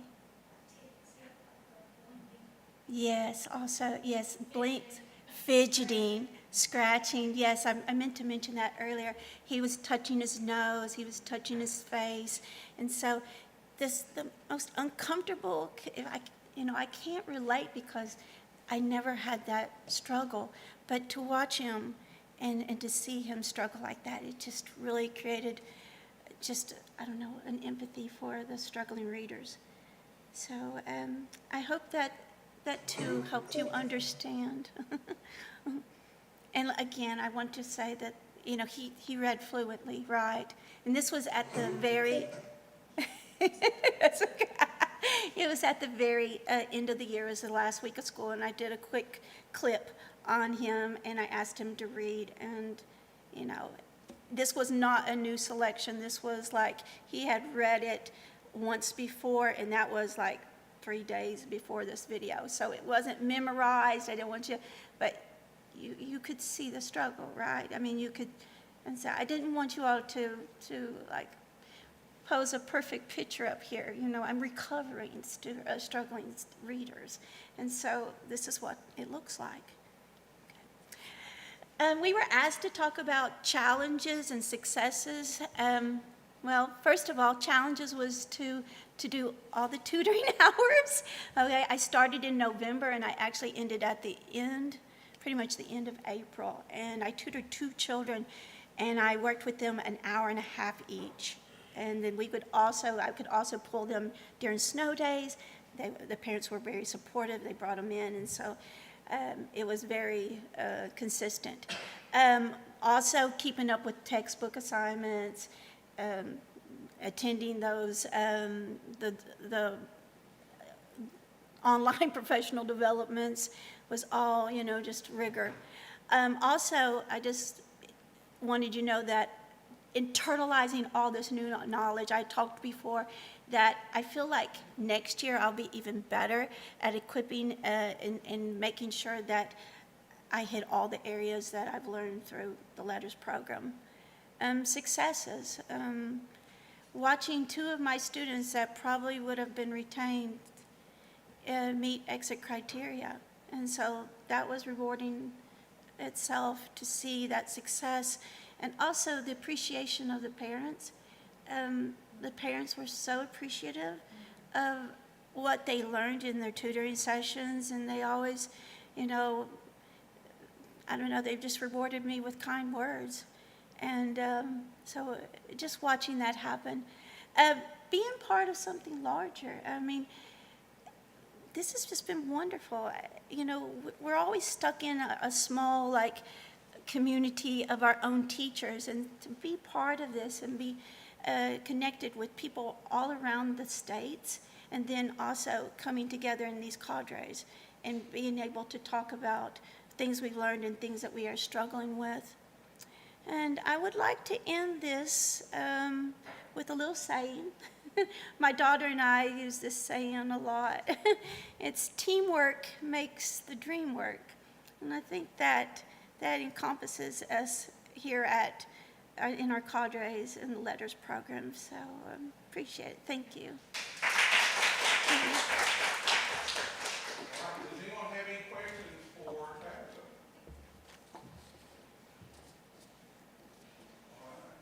In fact, I think you answered my 2 questions. Okay. Well, I'm disappointed you don't have a question, Chuck. I do have a question. So how long, you said that there was this overabundance. I know we've all talked about this, that there's just a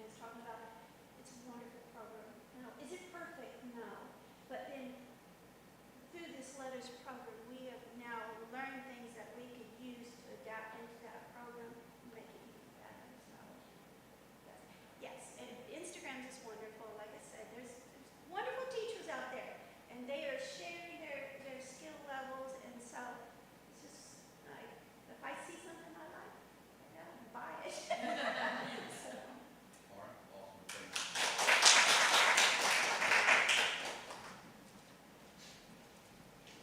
And thank you, Tabitha's assistant.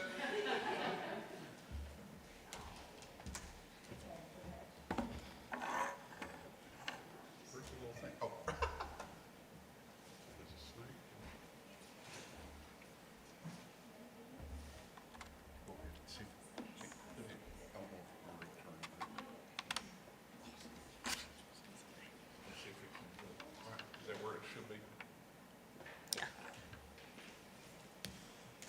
I'm going to try to get through without coughing.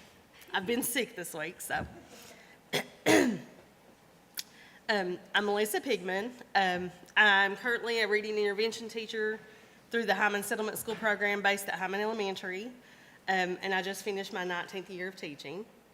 I have a bachelor's in elementary education, a master's in elementary education, and a nationally board certified teacher in literacy, reading, language arts, early and middle childhood. And I just completed the LETRS professional development. Yes, I was in part 2. And I just kind of broke down my LETRS experience a little bit into units 1 through 4, which is the ones that your all are currently doing. It taught us about challenges of learning to read and how the brain is developed. And it taught us a lot about speech sounds of the English language. And I actually learned a lot in that session because, like, it went in more of the what the speech language pathologists know, and like why kids get sounds mixed up, like the CH, the J, and the D, and it's because our mouth is made the same, and so it gave a lot of little things for that. And then I also went into teaching phonics, word recognition, and spelling, and also the advanced ones. And that was units 1 through 4. And I have to say I enjoyed units 1 through 4 a lot more because that's what I do. Units 5 through 8 will go over oral language and vocabulary, reading comprehension, and then the reading and writing connections, which had a lot of good information in that one also. The vocabulary and reading comprehension is wonderful too.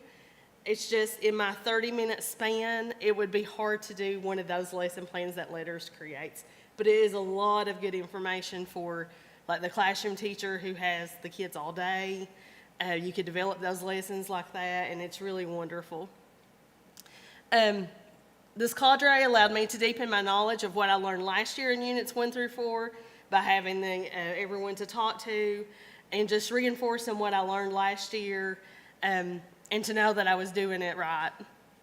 And then having the monthly meetings, and it gave me more ideas and resources to use in the classroom and just to talk to other people who were now doing the same thing that I was doing. It allowed me to deepen my knowledge of teaching reading. It reminded me of some things that I used but had gotten away from, and one of those things was dibbles. I had forgotten kind of like why we did it, and like, you know, it just already had all the words there for kids to read and go, and you could just kind of monitor and the kids could see their progress. And then introduced me to many new resources such as UFly, which we've all talked about that, and manipulatives to use in the classroom. And one of the things that I incorporated with one of my tutoring students was she could not hear the different sounds in the blends. So I got these little fidget poppers, and she had to pop the sound. And she's like, oh, there's 2 sounds, you know. So it just kind of made sense because she was actually touching something and doing something to do that. Phonemic awareness and phonics was the components that most impacted me because, like I said, that's what I teach in intervention. It's important incorporating the phonemic awareness drills into your lessons, so I make sure I do that more. The systematic phonics instruction is important, which I had already done that, but it just gave me more resources to use. Lessons should always keep reviewing previous lessons and then making them multi-sensory instruction. My achievements this year is student growth. Student 1, I think I tutored her for about 17 hours. She had a 5-month growth in Word ID. She had a year and 6 months in Word Attack. And she had a year and 3 months in Passage Comp. Student 2, she had more hours. I think it ended up being around 28 and a half or something like that. She had 9 months gain in Word ID. She had a year and 8 months in Word Attack. And she had a 7-month gain in Passage Comp. And I also completed the letters.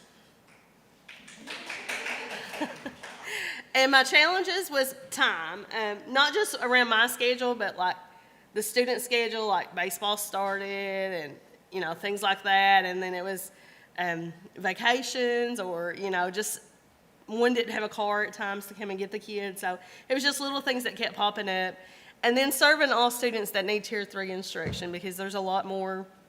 And it's hard to pull kids out of their core classes. So it's hard to find that time that doesn't overlap with everyone else. So, and one of the quotes from Dr. Seuss, the more you read, the more things you will know. The more you learn, the more places you'll go. And I feel like I've learned a lot through this letters process and just completing it and doing it, and then now applying it in the classroom. And we also had a letters spotlight. She is not here today, but she was on the Kentucky Education website as our letters spotlight, Miss Brandy Sims, who is also completing the administrator's course of the letters program. And that is it. You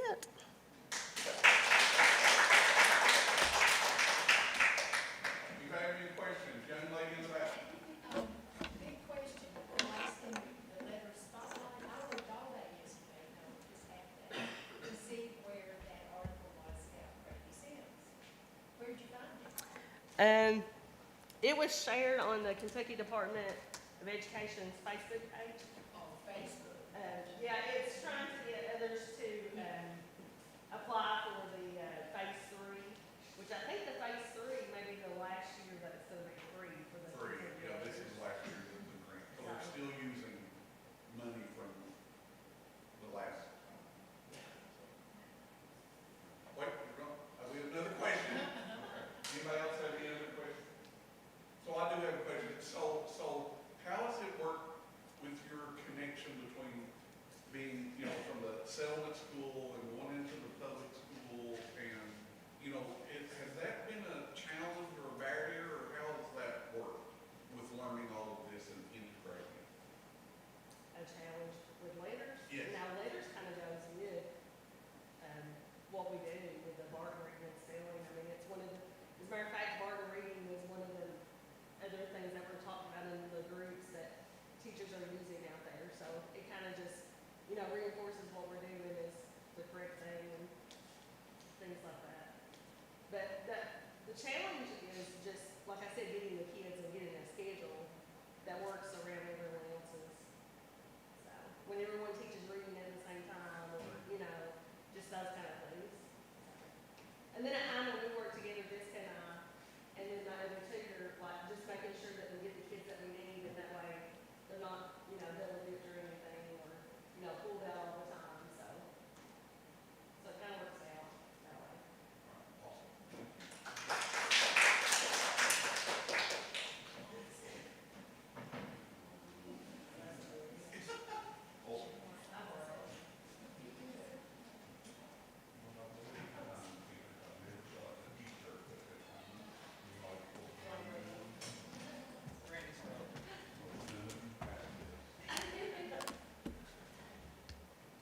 Thank you, sir.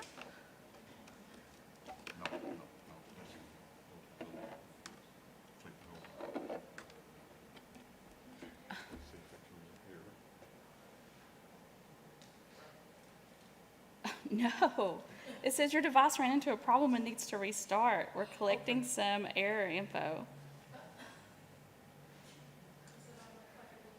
Yeah, it's on a Google Drive, so if I can borrow somebody's computer, I can probably pull it up really quick.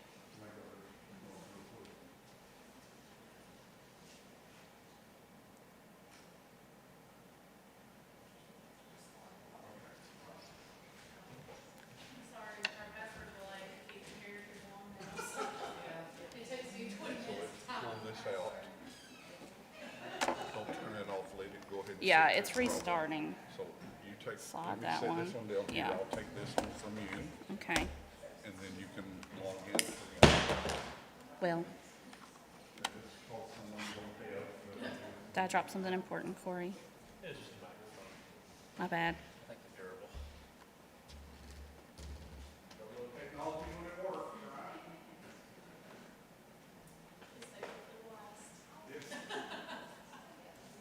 Sounds about right.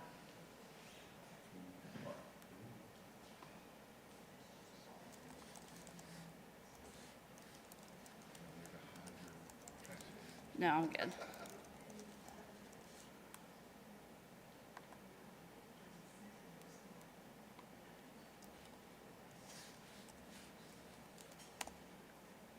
Nobody can make fun of my drive.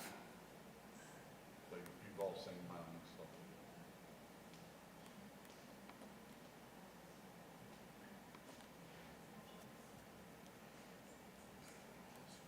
Oh, you know what? It's right there anyway.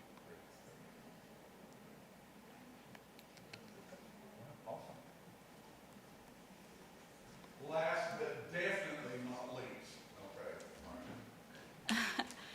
So, like, I feel like a comedian or a performer would tell you that, like, the two toughest things to do are to open a show and close a show. I'm not a comedian or a performer, but I am going to do my best to kind of wrap up all the things that you heard. Kind of initially, I thought when we had this assignment to make these presentations, I thought, man, like, you know, 8 or 10 of us are going to get up there and kind of say the same things. And I feel like we've echoed each other in a lot of ways, but also it's been interesting to see everybody's perspective on their year. So hopefully I wrap it up with what I'm calling my journey, because it feels like we are on like a path. Like it's more than just professional development. It's like a transformation really. And I feel like that's kind of been echoed in what everybody has been saying. So just a little bit about me. I just finished my 9th year of teaching. I try to like phrase it and say I've been teaching for almost a decade, because that sounds like a little better. I began my teaching career with first grade. So I taught first grade for 4 years at Jones Fork. I started with Shanae, and I spent 2 years in 3rd grade at Hindman Elementary, and I loved both of those jobs.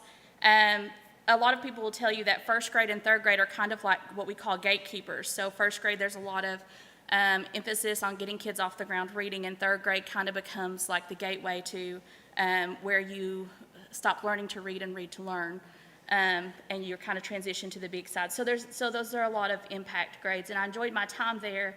But about 3 years ago, a job position came open at Emelina to serve Hindman Settlement School in their reading lab, and I feel like a lot of people kind of maybe knew that they wanted to be a teacher from the time that they were little. I did not know I wanted to be a teacher until I began summer tutoring with the dyslexia program. So it kind of felt like a full circle moment for me. And I have completed units 1 through 4 of LETRS this year, as well as my first year of my capstone through KEDC.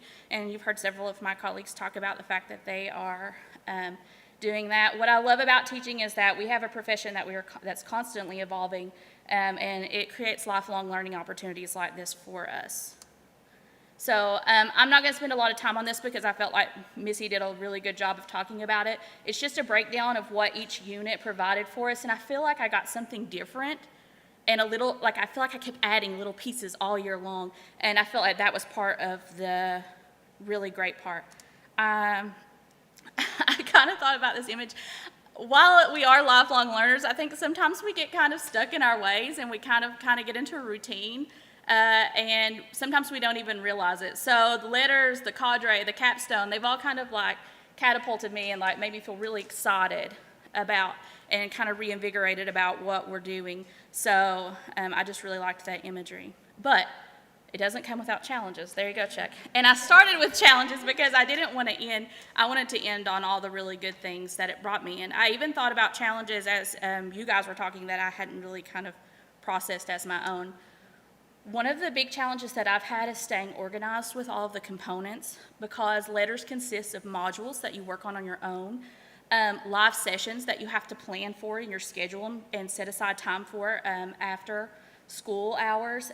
We have the monthly cadre, And then also in addition, we have capstone, which comes with meetings and research and assignments all on its own. So that's a lot of extra work. So making sure that I am giving my attention to all of that and keeping it organized and completing everything has been somewhat of a challenge. Luckily, everything has gone really good. And I just have one little assignment to finish for my capstone.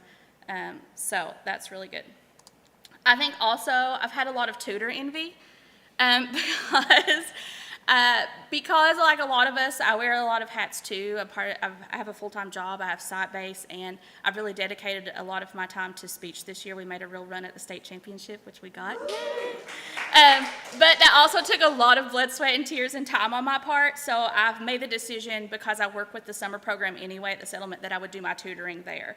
So I've had a lot of tutor envy because everybody's come into the cadres and they've talked about what they've done in these after-hours sessions, and I thought, like, I don't have that. So I've had a lot of tutor envy of not having those experiences to talk about, because I do think that tutoring is different from what you do during your school day. So I work with small groups and one-on-one all day long, but I feel like that time outside of their school day, outside of that structured time, is also important, and I think that we've seen the results of that.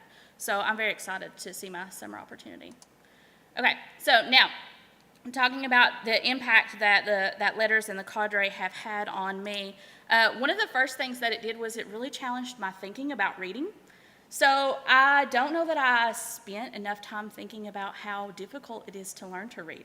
And I think I tell this a lot to tutors, that we often have, if you have good phonics skills and it was easy for you to learn to read, it's hard to think about the difficulties, even when you're working with kids. So something that happened early on was they talked about the processes in the brain. Look at how many pieces it takes to learn to read. It's a lot of stuff, right? So then it also talked about building the pathway. So this is like before instruction, and this is after months of instruction. I think it says after 2 months. And these came from the LETRS manual. But in my LETRS live session, somebody equated that to building a path in the snow. So you have to shovel your path, and the more you shovel your path, the easier it becomes to walk on your path. And for me, I see a lot of frustrated readers, so when they come to my table, I talk about their pathway, because we don't give them enough credit for what they can understand.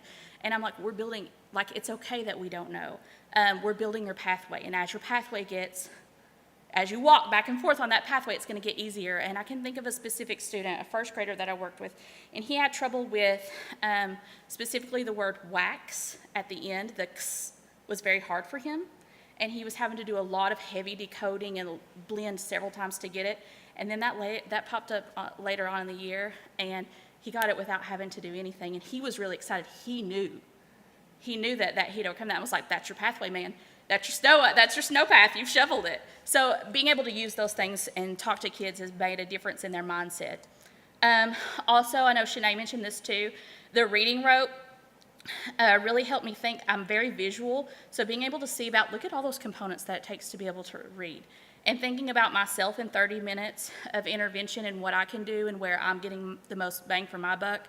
It's also helped us in planning, like Shanae said, when we think about who needs what, we know that people on the bottom of this reading rope need to come to me, but we also need to take care of the people on the top. So it's kind of juggling what they need, to what piece they're missing to have their rope wind together, and just being able to use that visual and share that has been amazing. We've received tons of resources. This isn't all of it. I've really spent a lot of time on the general phonics lesson plan and kind of seeing where it lines up and where what I'm doing is missing or lacking. Decodables. Tabitha led us, Shanae and I, to the decodables that she was using in her classroom, and we also picked those up and used them, and they've made a big difference. The sound sheet. I actually learned on the sound sheet when I began at the settlement school in the early 2000s. And so kind of going back to the sound sheet, and it's something that we kind of pushed back out to tutors this year as part of a sound drill that they can use for their students at the beginning. Looking at the scope and sequence of the LETRS gives you a scope and sequence, and that's been very beneficial. And we got a small group placement and tracking sheet, which I haven't used yet, but as I was looking through it, it's going to be a really good tool for all those conversations we're having and placing kids and tracking that all in one place. I've learned a ton of new strategies. In fact, like, I kept thinking of more and more, and so I tried to pick out 3 that I've kind of implemented.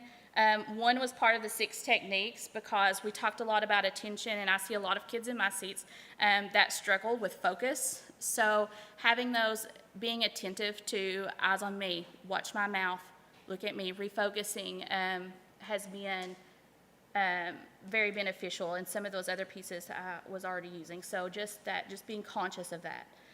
The use of decodables. I'll be totally transparent, and I think I told the group this. When our decodables came in, you know, I had been teaching in a book that didn't have a decodable link to it. They read sentences and phrases, but there wasn't a decodable. So the decodables came in, I boxed them, I went to where my kids were learning, and I was like, okay, we're about to throw this out of the park. I'm so excited. And they struggled. And I was distraught. Because I just thought I was like, this is the piece we're missing, and it's going to be great. And it was not. I mean, eventually we kind of got there, but it took practice, and Shanae and I had a lot of conversations about the importance of decodables. And in fact, it became such an important thing to me that it's going to be the focus of my capstone. So that will be the power of decodables, linking them to your instruction. And also introducing words. Sometimes with the program it uses some obscure words that kids might not know. So I liked having a way to introduce students because we want them to be able to retain and use the word at the end of the day. Also, it's provided an opportunity for networking, and I know everybody's kind of talked about this, but the breakout sessions, I usually have 1 or 2 people who don't, but for the most part, I love to hear like what people are using for assessment, what they are using for instruction, and we have heard a lot of things like UFly, and a lot of us have latched on to that, as well as seeing some of the things that we're doing, and we're like, all right, yes, we're on the right track. So I feel like those things are always important. It's nice to know what's happening in your state and sometimes even beyond. And honestly, in-person during cadres has felt like a district-wide PLC, and we don't get that opportunity to really come together from multiple. So we have 3 schools represented. I wish that we had even more, right? But being able to come together and talk about what the Hindman heroes are doing, and what we're doing at Cordia, and what we're doing at Emelina, and really getting ideas from each other has just been a really powerful thing. Beyond that, I kind of took on an extra role this year with the Settlement School, and I've done some tutor training for we have AmeriCorps members who reach beyond this county into multiple counties. So when we hit the speech and sounds in Unit 2, I like kind of prided myself on being somebody who was like, I can say all my sounds right.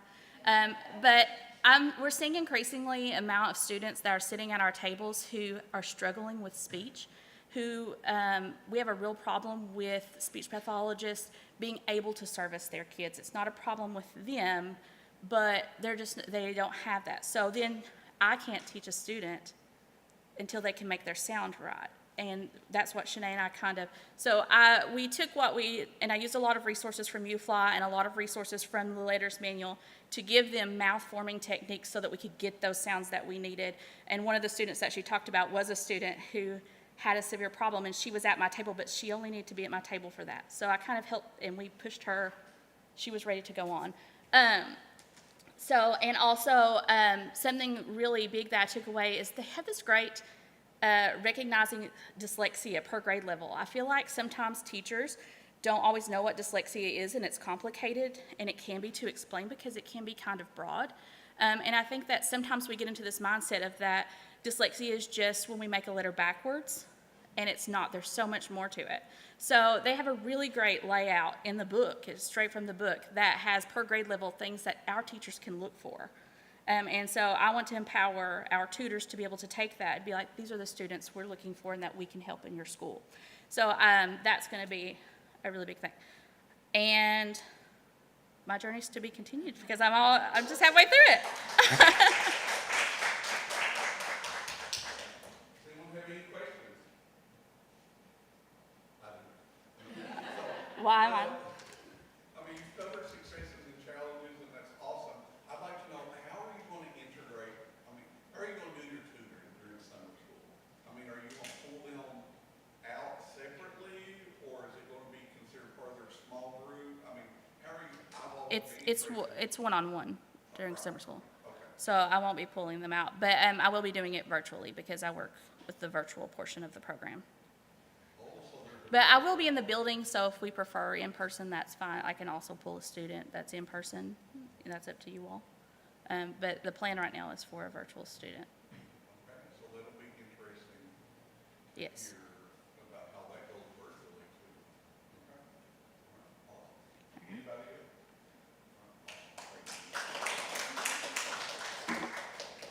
All right, well, you know what, it's time to wrap up.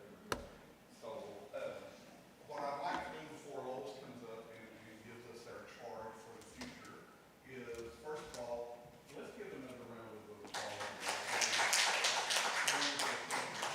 Those of us that are educators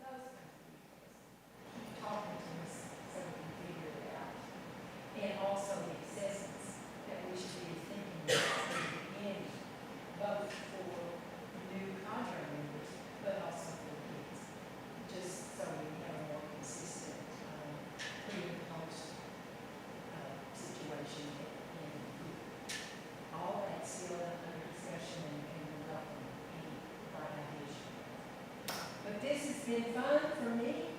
I have missed 3 times, and it just has been an idea that took root. And I think there was probably a reason for that, and it didn't have anything to do with me, and not with Chuck. It had to do with community, and the Lord looked down on us, because He knows we need things. So, thank you all so much. It's been fun.